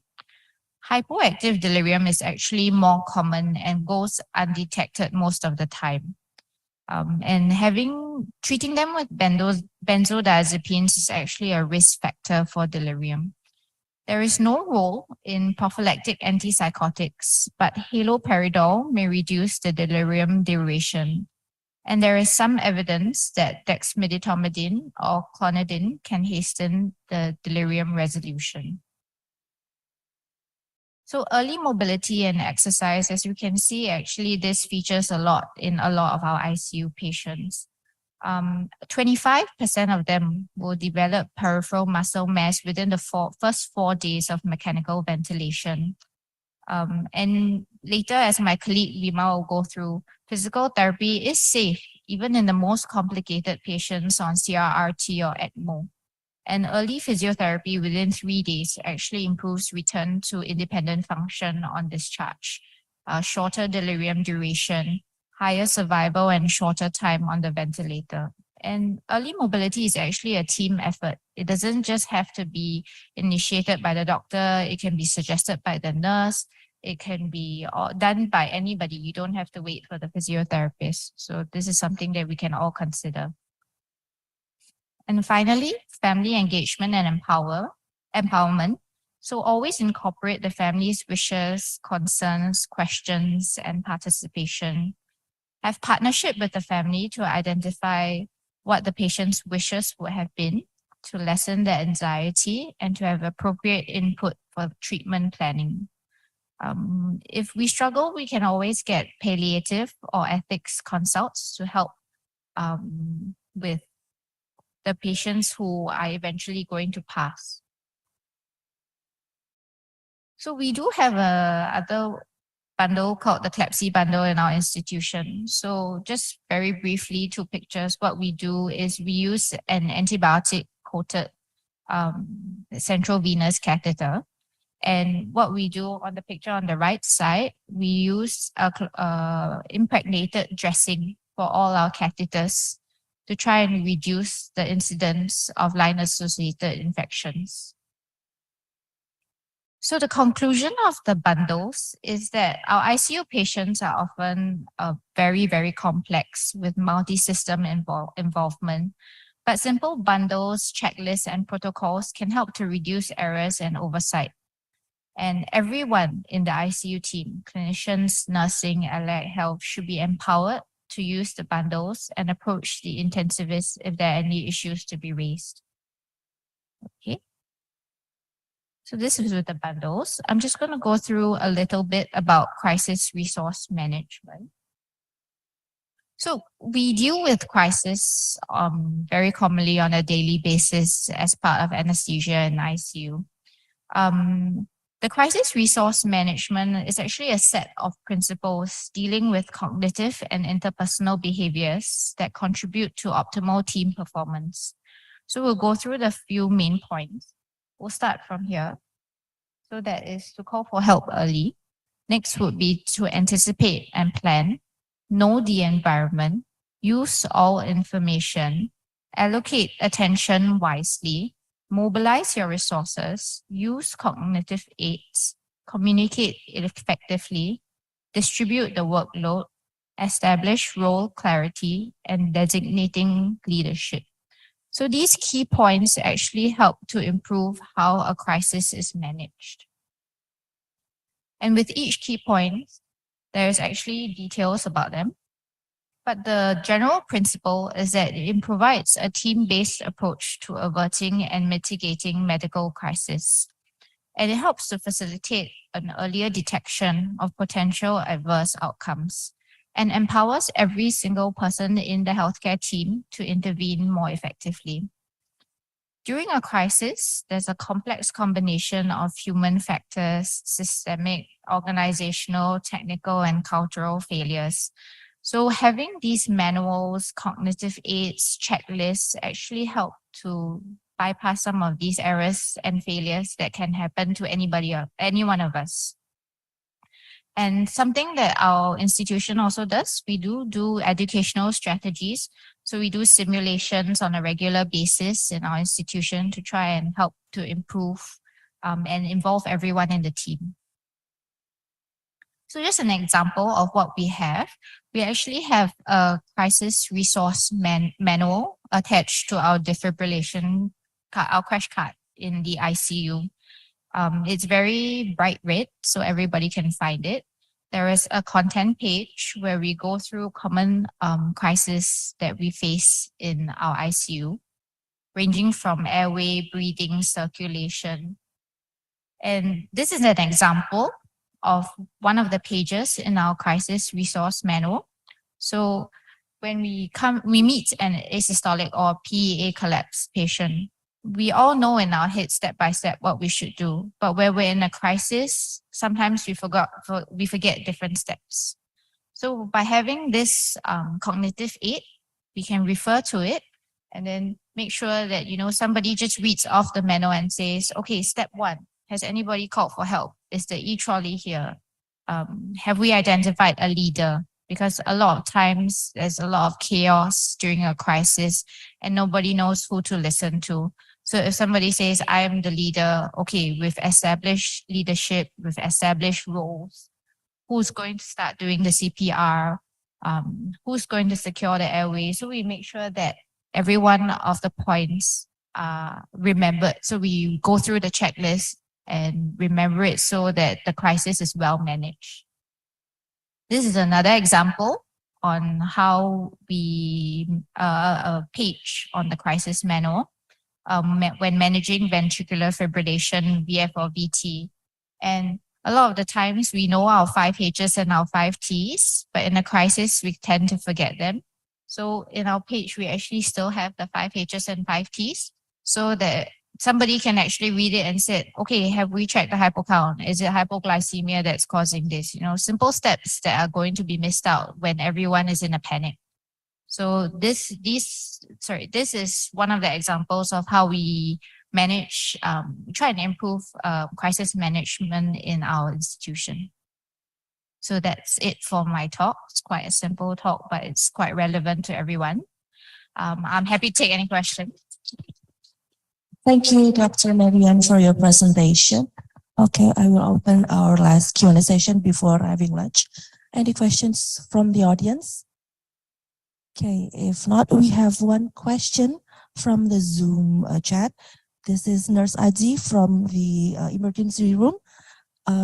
He wants to ask about fast hug BID. There is one in the analgesia and sedation section that we need to avoid using benzodiazepines and why. Hello. Okay. I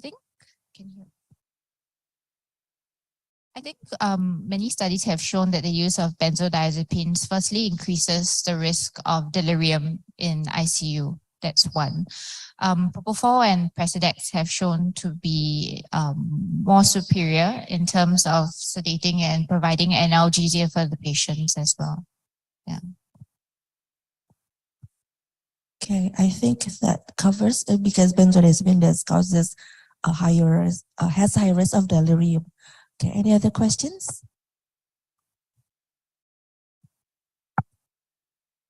Okay, sementara sepertinya tidak ada.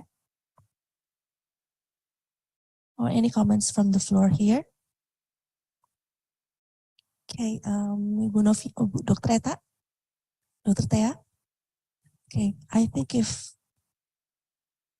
we have no more questions from the audience, ini jika ada peserta yang ingin menanyakan lagi kepada para pembicara kita ke via Zoom juga bisa dengan link chat Zoom kepada panitia. Jika I think there are no more questions, saya kembalikan waktunya kepada MC. Thank you, Marianne, for your presentation.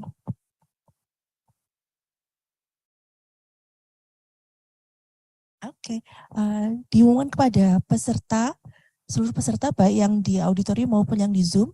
Ini acaranya akan masuk ke lunch break selama 1 jam. Mulai pukul 11.46 kita akan kembali pukul jam 13. Oke, terima kasih.